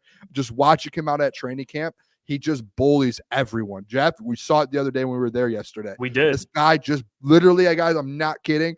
He'll bull rush, he'll spin, he'll do everything, and he is to the quarterback so fast now. It is unbelievable to see in person. And this guy this season is going to go out there. He will lead the NFL in sacks. He will. When I wrote it down, I was like, this is crazy to think and to say. But if he wins Defensive Player of the Year, like I think he will, I would not be shocked if he leads the entire NFL in sacks. Would not be shocked. It's a bold take, but I would not be shocked if it happens. Hey, that's the point of the bold take. I'm with it, Boone. Can't hate it. That's what we do him for. I mean, that's not the one that we're gonna hate on. Because I honestly like Aiden Hutchinson. It's top 5, top 6 defensive end in the NFL. So I mean, it's definitely aggressive. He's gonna lead the league in sacks, and you got a guy like TJ Watt, who you're very high on as well. But I love it. Love it. All right, but my last 2. All right. Yep. First one. I'm interested in what you guys have to see about this because I think it's more likely as the days go on. But San Francisco 49ers wide receiver Brandon Ayuk, he will stay in San Francisco. He won't be traded because as the days go on, it just seems like a deal's not going to be done. Not because of the 49ers part, but Brandon Ayuk wants to stay in San Francisco. Every team they seem to offer, he does not want to go to. If he wanted to go to the Steelers by now, they already had an offer in place. He would have went there. So I think as the days go on, Brandon Ayuk is going to stay in San Francisco. And finally, my last one, Raiders' second-year running back can be the starting running back for the first season. Zamir White will lead the NFL in rushing touchdowns in 2024. I think that Antonio Pierce plays a blue-collar, tough-nosed type of football. And if you watch Zamir White in Georgia and a little bit of time that he played so far in the NFL, very physical running back, I don't think they're really going to have any issues getting the ball down the field. But where they struggled last year a lot was in the red zone. Zamir White, I think he's just going to be he's going to be their 3-down back for him, but I think he's going to accelerate in the red zone, and really that's where he'll flourish. So Zamir White leading the NFL in rushing touchdowns. There you go. Hey, boys, I thought for the most part, I had a couple hot takes, some takes hotter than others. I think the boys did a good job. We'll fire this back up as we get closer to the season. And Boone, you're tracking these, right? So we can. Yeah, I wrote them all down. So we just have to remember. There's just so many. There was like 15 today, so I'll go back and rewatch. If we got it next time. We'll each do like 3 every week, so it's like we don't run out of them. Yeah, because we got about 4 weeks. We're gonna revisit these in the season, see how these age. But I want to bring this up, fellas. Wide receiver ranking list. 33rd team came out with it, and the Lions came in at 13 as their wide receiver room. They're ahead of the Chiefs. I don't know if they're counting tight ends. I don't know. But if this is just strictly wide receivers. I'm assuming not, because when you look at I guess they got. Well, no, they're counting weapons. Okay, that makes sense. Okay, they're not counting weapons. They're counting wide receivers. Yeah. Or else they would say just strictly wide receivers, like 1 through 4 maybe. So they're 13 on this list. They're ahead of the Chiefs. They're ahead of the Bucs. They're ahead of it's a lot of teams on here. I mean, even the Jags you brought up, they're almost 10 spots higher than them, and they have a couple guys. Ooh, and then the Chargers are last, and the Texans are first. I mean, it sounds weird, but I have an issue with how high that the Lions are ranked. Like, as far as depth goes. Like, I think Amon-Ra St. Brown's a clear number 1, so I'm going to put that. Okay, so if you're going to put them there. But when you start looking at it, like, I look at a team like the Raiders, and obviously Devontae Adams, but then even guys like Jacoby Myers, the season that he had last year with Jimmy Garoppolo and the likes of them, and you compare that to the season that Jameson Williams had last year. I definitely think that Jameson Williams is more talented, but it's just, I'm not saying it's like, oh, you got to put it's just a lot closer. And then the one that really trips me up is the Jets, because I think Garrett Wilson, I think he's a top 10 wide receiver talent-wise, and you had Mike Williams. They just brought in Malachi Corley, so there's a lot of pieces going on there. And then even the Buccaneers, like you said, Jeff. Again, Mike Evans, first ballot Hall of Famer. Chris Godwin's been a guy that's been doing it forever. I really like Trey Palmer. So it's tough. I mean, hey, I'll take the generous ranking, but I think it's a little too generous, but I'm not going to be mad at it, obviously. Where are you at with it, Boone? I mean, I think it goes both ways a little bit. Like the Titans room, like you guys know I'm a Titans guy with Will Levis and everything, but like I would rather have the Lions wide receiver room than the Titans, and they have Ian has him at the Titans at 11. So like, and yeah, like the Chiefs stacked wide receiver room right now. So it's interesting. I think it's just like the Lions probably in the middle of the pack. Like I think the reason they're at 13 is because you see a guy like Amon-Ra St. Brown on the team, and you know what he is. And Jameson Williams is supposed to take a big step. So you know what those two guys are going to be. The only worry, like the thing to me, it's like if you're looking from front to end in the wide receiver room, that's what the Lions, like you guys already know I have an issue with what's going on right now in that wide receiver 4-5 spot. Like outside of J-Mo, Khalif, and Amon-Ra, I have an issue with what's going on there. And I think a lot of these teams, you can say they're a little deeper in the room. Now, do they have an Amon-Ra St. Brown? No, there's only about 4 teams in the NFL that have a guy like Amon-Ra St. Brown. So that's where like you get pushed up really high up in those rankings because you have a top 5 wide receiver on your team. And if he stays healthy, he's a possession guy who's like, it's hard to like look at outside of the Lions here at 13. Is there a team back there besides maybe the Raiders with Devontae Adams that has a top 5 guy on their team? No. Every team that, I guess the Cowboys, yeah, but like to me, outside of CD, no, really I know. I'm just naming. So like you really don't see that. So that's where I think the reason why they put him at 13. I like the outside of those 3 guys, though, that's the concern for me. So I think it's just like the middle of the pack for the Lions, like 13 to like 17. And I think it's fair. I think you're able to kind of just sit there and say that's fair, especially with the way the J-Mo hype's been building and what he's been doing in camp. I think it's fair to say that you're expecting a lot out of him too. Yeah, I don't know if I think they're a little too high, but I'd probably knock them a couple spots. But I don't hate it. They're about middle of the pack, which, when you look at some of the NFC teams, I mean, you look at the Eagles and Niners, both top 10, actually top 7, if you want to go just to put it that way, top 7 wide receiver rooms. The Lions are 13th, and those are teams that are going to be competing with you. That's where it gets okay, just to put in perspective. But if we're just going off wide receiver room, that's that. But if you go off weapons, the Lions, you take in running backs and you throw in Sam Laporta, it's a completely different story. So although you look at this and you're like, ooh, I'm not as concerned. I mean, because the Rams are at 9. They're a couple spots ahead, and the Rams got Puka and Cooper Kupp. I mean, those are 2 great wide receivers, but I don't know. I don't have a problem with it. I would probably knock them back a little bit, but it is what it is. The thing that irks me the most is that they have the Lions high, but the team they have them in front of or behind is the Cleveland Browns with Amari Cooper, Jerry Jeudy, and Elijah Moore. That's the Lions are that. That's where the Browns are way too high. I would probably put the Lions, push them back to where the Jets are, and push everybody forward, and put the Browns under the Raiders. Devontae Adams and Jacoby Myers are definitely better than Amari Cooper and Jerry Jeudy. There's no question about that. Yeah. I mean, either teams they have at the top. I don't really have an issue with any of it. I think the Bucs should be higher. Are you kidding me? Mike Evans. Yeah. Yeah, that's a great room there. They should be ahead of the Packers. They should be 10. Mm-hmm. But then I think for them though, they just I think this rankings and this Ian guy, I think obviously he's just looking at the full depth of a room. I don't think it's hey, they have these 2 guys. I think they're he's looking at 1 through. But the 4. Bengals, T. Higgins, Jamar Chase. Yeah, but who do they? Burton. Who do they have after that? Jermaine Burton. Trent Irwin, Charlie Jones. Come on, Jermaine Burton. Yeah, Burt's gonna have 600-700 yards this year, Jeff. You watch. I do think when JMO plays, I think if you are looking at these teams the Bengals, they have 2 really good guys. Eagles, 2 really good guys. Vikings, 2 really good guys. I think once you see Jamison Williams play this year, you're going to feel a lot better than the Lions being at 13. And I think you're going to get to a point to where you're arguing what they should be in the top 10 when it comes to wide receivers. I do think when MicroMike says JMO 1,000 yards, I'm with him on that. What you're seeing out of JMO, you should expect him to go out there and get 50 to 60 yards a game now. And that's kind of for me an expectation for him and Amon-Ra St. Brown to go up there and put up a ton of yards too. As crazy as it sounds, and you're how did all these yards get around? JMO's going to find a way. He is that much better than Josh Reynolds. He's going to get up, he's going to play, and you're going to be this is a top 10 room instantly because you have 2 of the best in the league. That's how I feel about JMO right now. Mm-hmm. Yeah, JMO, him arriving, they're gonna. It's different. It depends what level he gets to, but yeah, I see people loving Jermaine Burton. I did watch Jermaine Burton at Alabama. He's a good receiver. He's silky. Silky. Okay, you know he what? Is. He is. Hey, Tyler Boyd, much less different wide receivers. Tyler Boyd definitely is going to have more catches, but Tyler Boyd was getting 500-600 yards at the floor. Yeah, he's going to fill some of that. Jamar Chase, I know I wasn't able to say, but that's my offensive player of the year this year too. Jamar Chase. I mean, they got Charlie Jones. Charlie Jones is good. Very fine wide receiver.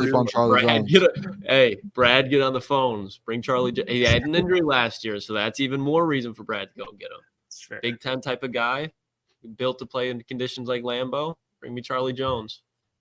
We didn't get to bring this up earlier, but the Falcons signing Justin Simmons, trading for Judon. They're being aggressive here in August. I mean, they ain't done. They're putting together a pretty good defense, at least some pieces they're adding, and they were one of the worst teams at getting after the quarterback. They had Judon. Secondary was they were all right, and they add Justin Simmons next to Bates. What do you guys think? I know you asked MicroMike that question too, but what do you make of the Atlanta Falcons and the threat they pose in terms of the Lions? Yeah, I mean, I'm not saying a threat to the Lions in the NFC. I mean, obviously, a sneaky playoff team if you play. Yeah, you might have to play them in the NFC. But I mean, it's just I don't know. To me, the Falcons, they put together a good football team and a roster, what they've done. I still need to kind of see what's going on there because it is interesting to me with the Falcons that one, if they truly thought they were all in for a Super Bowl this year, which it looks like what they're doing, signing Justin Simmons, bringing in Matthew Judon, you would think that they're all in for a Super Bowl, but in the top 10, they go and draft Michael Penix instead of getting someone to help them out instantly. So, like, I start to get a little questions of what's going on internally there in Atlanta. And that's just like, for me, like, I know they have a roster, but how are they being ran? Like, are they like, I get the feeling with the Hassan Reddick situation in New York, like they bring in Matthew Judon as well. But guess what? He just gets brought in. Why did Matthew Judon want to trade? Because he didn't have a contract. Okay, so he gets traded, but there's no contract in place. So, like, what's going on with that? Like, and just what's going on in Atlanta? Like, I get it. They're building up a team, and they're bringing guys in. Are they making the right moves, though, is my question. And it's like, I get the Michael Penix, the future thing. Totally understand and get that. For me, though, a team that does that is a team that's probably borderline playoffs. Like, are we going to win the division? Maybe we're going to be fighting for it, but we're looking to move on from our quarterback so we can probably make that jump. Like, no, like this is a team that's expecting to win their division, a bad division, expecting to make a run in the playoffs. And you go out there, you need edge rushers. That's why you just went and got Judon. You need weapons. You need to add a couple weapons as well with Drake London and Bijan and Kyle Pitts. Like, you needed offensive line. Like, you needed things to be able to put around Kirk Cousins, and you just neglected it. And I know that's like the draft talk, but I get the Justin Simmons thing. I get the Matthew Judon thing. But it just, for me, it's just more so like, are they really trying to go for it all? Are they going to be that big of a threat? Like, yeah, on paper they might be, but I guess what I'm saying is, like, this is a team that I need to see do it before I'm like, yeah, they can, like, they're a threat. Like, I need to see them go out there and go 10-3 or start this 10-3. I'm saying, like, start the season 6-2, start the season 8-3 before I'm like, yeah, that's a total threat to the Lions in the NFC. Like, to me, it's the Packers, the 49ers, and the Lions. The Falcons are on that next tier. I love what the Falcons are doing. Like, I think what they're doing is building for the future. Like, I think Raheem Morris has to go in there and set the tone. This is what the culture is. He's a defensive coach. He's going to have one of the better secondaries in the league. And yeah, Matthew Judon's not a long-term guy, but if they sign him for 2 to 3 years, like, honestly, I think this will probably be one of Kirk Cousins' only years. Like, when Michael Penix takes over this team, they're going to be guaranteed probably a 500 ball club minimally, because they're going to be adding talent to develop behind these guys. Like, they got Ruka. Not even going to try to say his name, but Ruka Okokoro, I'm going to try, out of Clemson. That's a guy that can develop behind, like, Grady Jarrett. If they do extend Judon to like a 2-3 year deal, okay, that's great for them. They're going to have the money to do it if they move off of Kirk, because they're probably going to trade him. If you do that, okay, bring in a defensive end to bring along. I'm like, this is not going to be a team you want to compete because the division's so bad. They have a little bit of a window right now. So I like what they're doing. Justin Simmons is only a 1-year deal. But you're getting Michael Penix, and now you're letting him develop in a good situation. He's going up against a good defense. I think the ceiling for Atlanta this year, I agree with Mike, is probably 13 wins, but they're also going to be setting an identity and a culture with this team. Like, Michael Penix with Drake London, Kyle Pitts, and Bijan Robinson is going to be just fine, because that offensive line is actually really good. It's probably a top 5-6 offensive line in the NFL. Defensively, they're lacking on talent, but they have Raheem Morris. So they're going to be all right compared to what they would be with an offensive coach. So when you just keep 2 to 3 years, Atlanta's going to be really solid, good culture. Michael Penix is step in, and I think he takes them to the next level. The only thing I'm struggling with is, like, I love what they've done. It's just like, to what Booner was saying, it's like the you put it all together in an off season. Like, that's what kind of does scare me a little bit. The Bears, like just like they got new quarterback. Like, the weapons are the same, but new quarterback, new pieces, new head coach. Like, and for them to go out and win 13 games, like, I would not be shocked. But it is like, you're throwing, like, Kirk's he's rehabbing. I'm assuming he's going to be ready for the season. I don't officially know. He's already playing. It's costing them nothing. Like, outside, like, if Kirk goes down, like, that's the risk. You have Penix, like, Judon and Bates are both, or not Bates, Simmons are both cheap deals. Like, they're sacrificing a little to get a lot in a short term. Like, I love what they've done move wise. My only thing is, I'm the same way. I think they love what they've done. It's just like, it's like a team that wasn't that good last year, had a lot of deficiencies. The offensive line's good though, and they got good weapons. They're adding, and I get that. But to what Booner, I do agree with that, where it's like, you're throwing it all together, and it's like, here's 13 wins. Like, I think they can do it. But, like, the confidence, like, it's going to be interesting, like, to see how quickly they kind of click early with, like, Raheem. And I'm sure he's doing a great job this offseason. But it could end up being too, like, oh, they go out there and win 11, 12 games, but then I guess what? Some of those guys are leaving next year. All right, we need to figure out how to reload that instantly. And it's just like to me, like, I can't get over what's going on in the front office. Like, I don't know. Like, I get. I like the Penix move. I know me and you disagree. I disagree completely. Like, imagine this year if the Lions just re-signed Jared Goff, and this year they have a top 10 pick, and the Lions where they're at. Like, the Falcons fans, I'm sure if you ask Falcons fans, when you sign Kirk Cousins and you're putting the team together that you have, you're like, we are a playoff team. And if you're a playoff team, you're looking to make a run in the playoffs. And like, imagine the Lions going into the year, you sign Jared Goff. Say you don't have Super Bowl expectations, but you know, hey, you need to go win the division and you need to go on a playoff run. And then the Lions go out and draft a quarterback top 10 when you know you need an edge rusher with Hutch.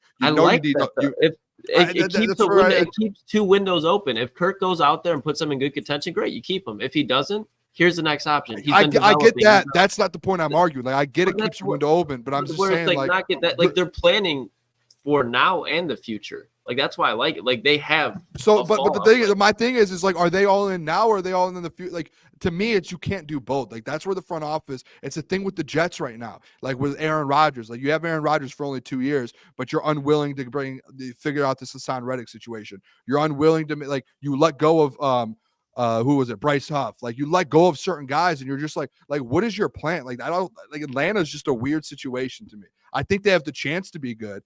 I just don't know if it's like this is going to be a long-term thing. And I get Kirk Cousins is 34, like Steven did. But, like, again, like, you signed him to a deal for a reason. You want him there for a couple years. Like, just don't give that deal out then. Like, if you know the move you're going to, like, or give him a shorter deal or go get someone. My whole point with this is, like, I just don't know what the Falcons are doing. It's just such a hit or miss situation this year for me, to where it's either it works out really good and they go win 12 games and they make a nice run, or they're going to be in a weird situation and they're going to have guys. But then they have a clear answer of what to do. That's my thing. Like, if they have a weird answer and they're like, all right, this Kirk thing's not, you move off of Kirk. A team will trade for Kirk Cousins. It happened this offseason.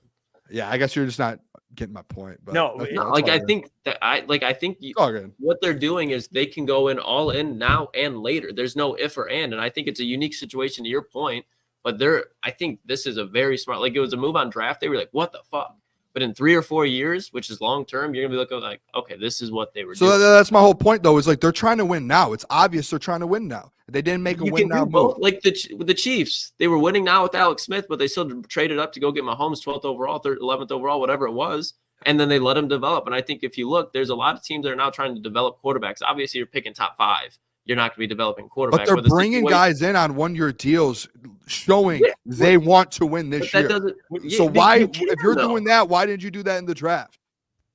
I think because you're getting your guy. They realize, okay, we're signing Kirk Cousins. We're probably not going to be in the top 10 again. So let's go get in their eyes, their generational quarterback, their guy to lead the franchise, and just keep getting middle. Like, next year, they're going to have a middle of the pack to back end first-round pick. There you can go get a wide receiver if you want to, a defensive end. You're going to have a second-round pick. They're going to be able to build organically and through free agency, because Atlanta is a place where players like to go and play. Yeah, I mean, Bon Jace's Falcons came out and said the reason they took Penix this year is because they're losing next year's first. Is that because of the talking to Kirk early? Is that? Oh, yeah, I forgot about that. Yeah, I don't know if they lost a first for that. I feel like that was like they lost a pick though, but I know there was a lot of. I don't know specifically, but the reason why I don't hate the Michael Penix draft. I think Michael Penix is really good. The only thing I was thinking is, like, man, giving Kirk all that money, then drafting him. But I guess if you didn't, teams would know you're drafting Penix. But I would rather take that money and use it to build around Penix and then just have him as your starter. Like that's the route I would take. But I don't hate drafting Penix at all. Like, again, my whole point is not that like Penix isn't good or anything. He can't. No. The whole point is what is going on in Atlanta. It's a weird situation. It feels like a New York Jets situation going on. That's all it is. It's like they're making moves that, and I get, like, you want to build for your future and have now, but, like, I don't know. It's just, to me, there's a weird situation going on in Atlanta where I thought I think it's an old school type of thing. Like, that's like how, like, quarterbacks used to, like, be like, that's what used to happen. I think teams are just trying to resort back to that. Yeah, because it's just two different philosophies of building. Like, I personally, for me, like the Packers going to NFC title games and then drafting Jordan Love, like, I love that. I like drafting quarterbacks while you're good, planning for the future. Maybe and other GMs don't, like, and that's probably where you fall into play, where you'd rather go all in when you have a chance to go all in. It's a team that hasn't had success every year. Like the Packers, they were successful for so long. Like the Chiefs, when they had Alex Smith, they were successful for years. Like they had teams built, they were good to go. Like what the Falcons have done the last few years. Like, they finally had a chance to go out and do something. Like, obviously they went to a Super Bowl with Matt Ryan, but they've been trying to replace that and go back to that for so long now. And they finally had a chance to do it this year with Kirk Cousins. And they said, you know what? Hey, we're also going to try and build for the future too, which kudos to them. But the moves they're making, like, I think they have a look at the paper. The roster looks nice, but I'm just, that defense, I think, will be pretty good, man. It's either going to work really, like, long term, it's going to be really good, or it's going to be really bad because you have guys on 1-year deals and you didn't that draft pick. And they have Kyle Pitts. They do have Kyle Pitts. They're gonna have to re-sign him pretty soon here, Jeff. Yeah. Will they do it? Will they do it? Yeah. Will they do it? Yeah. Well, they have pieces offensively. So if Kirk plays immediately and Kirk starts playing like he did last year to start the season, he was balling. They're going to be dangerous, especially like a sneaky wild card team. Like I would hate to play the Falcons. They're going to be a top 4 team in the NFC. They don't even be a wild card team. They're winning that division. Because look at the NFC. I mean, just based on how weak the NFC is, though, like that's really the big thing. Like, I mean, you have the Niners, Lions, Eagles, and then like after that, you're picking. I mean, Rams, Falcons. I mean, like that's Bucks. Oh, I guess would be in there too. But like, it's they're gonna feast on that division, man. Steven David, he says scale 1 to 10 panic meter for our wide receiver depth behind Khalif. Don't lie either. 1 to 10 panic meter. I'm gonna go 8. I've been panicking the whole week on this. Since we've been to practice a couple times, seen the preseason game. I know they don't have a quarterback to get them the rock, but it's still just like Mike said. If one of your top 3 guys goes down for a few weeks, you need one of these guys to step up, and no one showed they could. I'd probably give it like a 5, 6. I think if they're a pass first team, I'd definitely be more concerned, but I'm just really confident if something happens, one of those top 3 wide receivers between the run game and Laporta, they'll be all right. I promise. I was going to say 6. I didn't just say that because you said it. All right. I was going to say 6. I'm like a little more than I was in the off season, but I'm not quite hitting like the complete panic button, but I'm inching there. We'll see how it goes. Let's see. I know Anakin asked where will the Super Bowl parade be happening? Woodward. No doubt. I'll be on Woodward. Ball don't lie. Mailbag. What drugs did Jeff take before starting the show? No drugs. Probably was just watching a lot of Trevor Lawrence film. A lot of Trevor Lawrence propaganda. That'll do some sick things to you. Yeah. Yeah, watching Trevor Lawrence 2 years ago. We'll see. Mailbag, Derek, who gets the first sack Saturday? Isaac Ukwu. I'll go James Houston. Levi Onwuzurike. Levi O? Yeah, I wonder if Levi O even plays. I don't know. Abel's, you know what? Yeah. Broderick Martin. I'll go Levi O. I think he'll play. Broderick's a good one. Yeah. Either of those guys. Let's see. Burning issues. Mailbag Lines didn't do anything at the trade deadline last year. Do we make a move this year or roll that money to sign people next year? I still believe in trading at the deadline for an edge. Doc said wide receiver, which I don't agree with that, but I think they make a trade at the deadline. I do think that. Yeah, they made a trade last year with DPJ. I think last year Brad showed he was active at the trade deadline. And the rumor came out he went for Daniil Hunter. He went and got DPJ. Like he was in the mix for Chase Young at a point. Like he just didn't like the what he had to give up. So I mean, you're a Super Bowl contender this year. Every Super Bowl contender is going to look to add. Most Super Bowl contenders every year do add. Look at last year.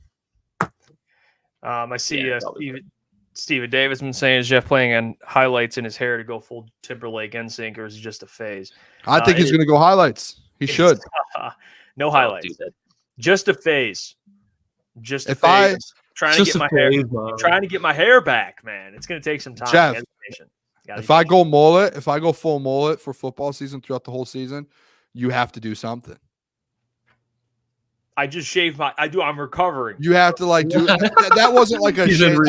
You wanted to shave your head. I remember you telling me, you were like, hey, Booner, dude. I like the way Travis Kelce's haircuts look. I like how Klotzy haircuts look. I would like to, I did not say that. But what do you want me to do, Boone? What do you want me to do?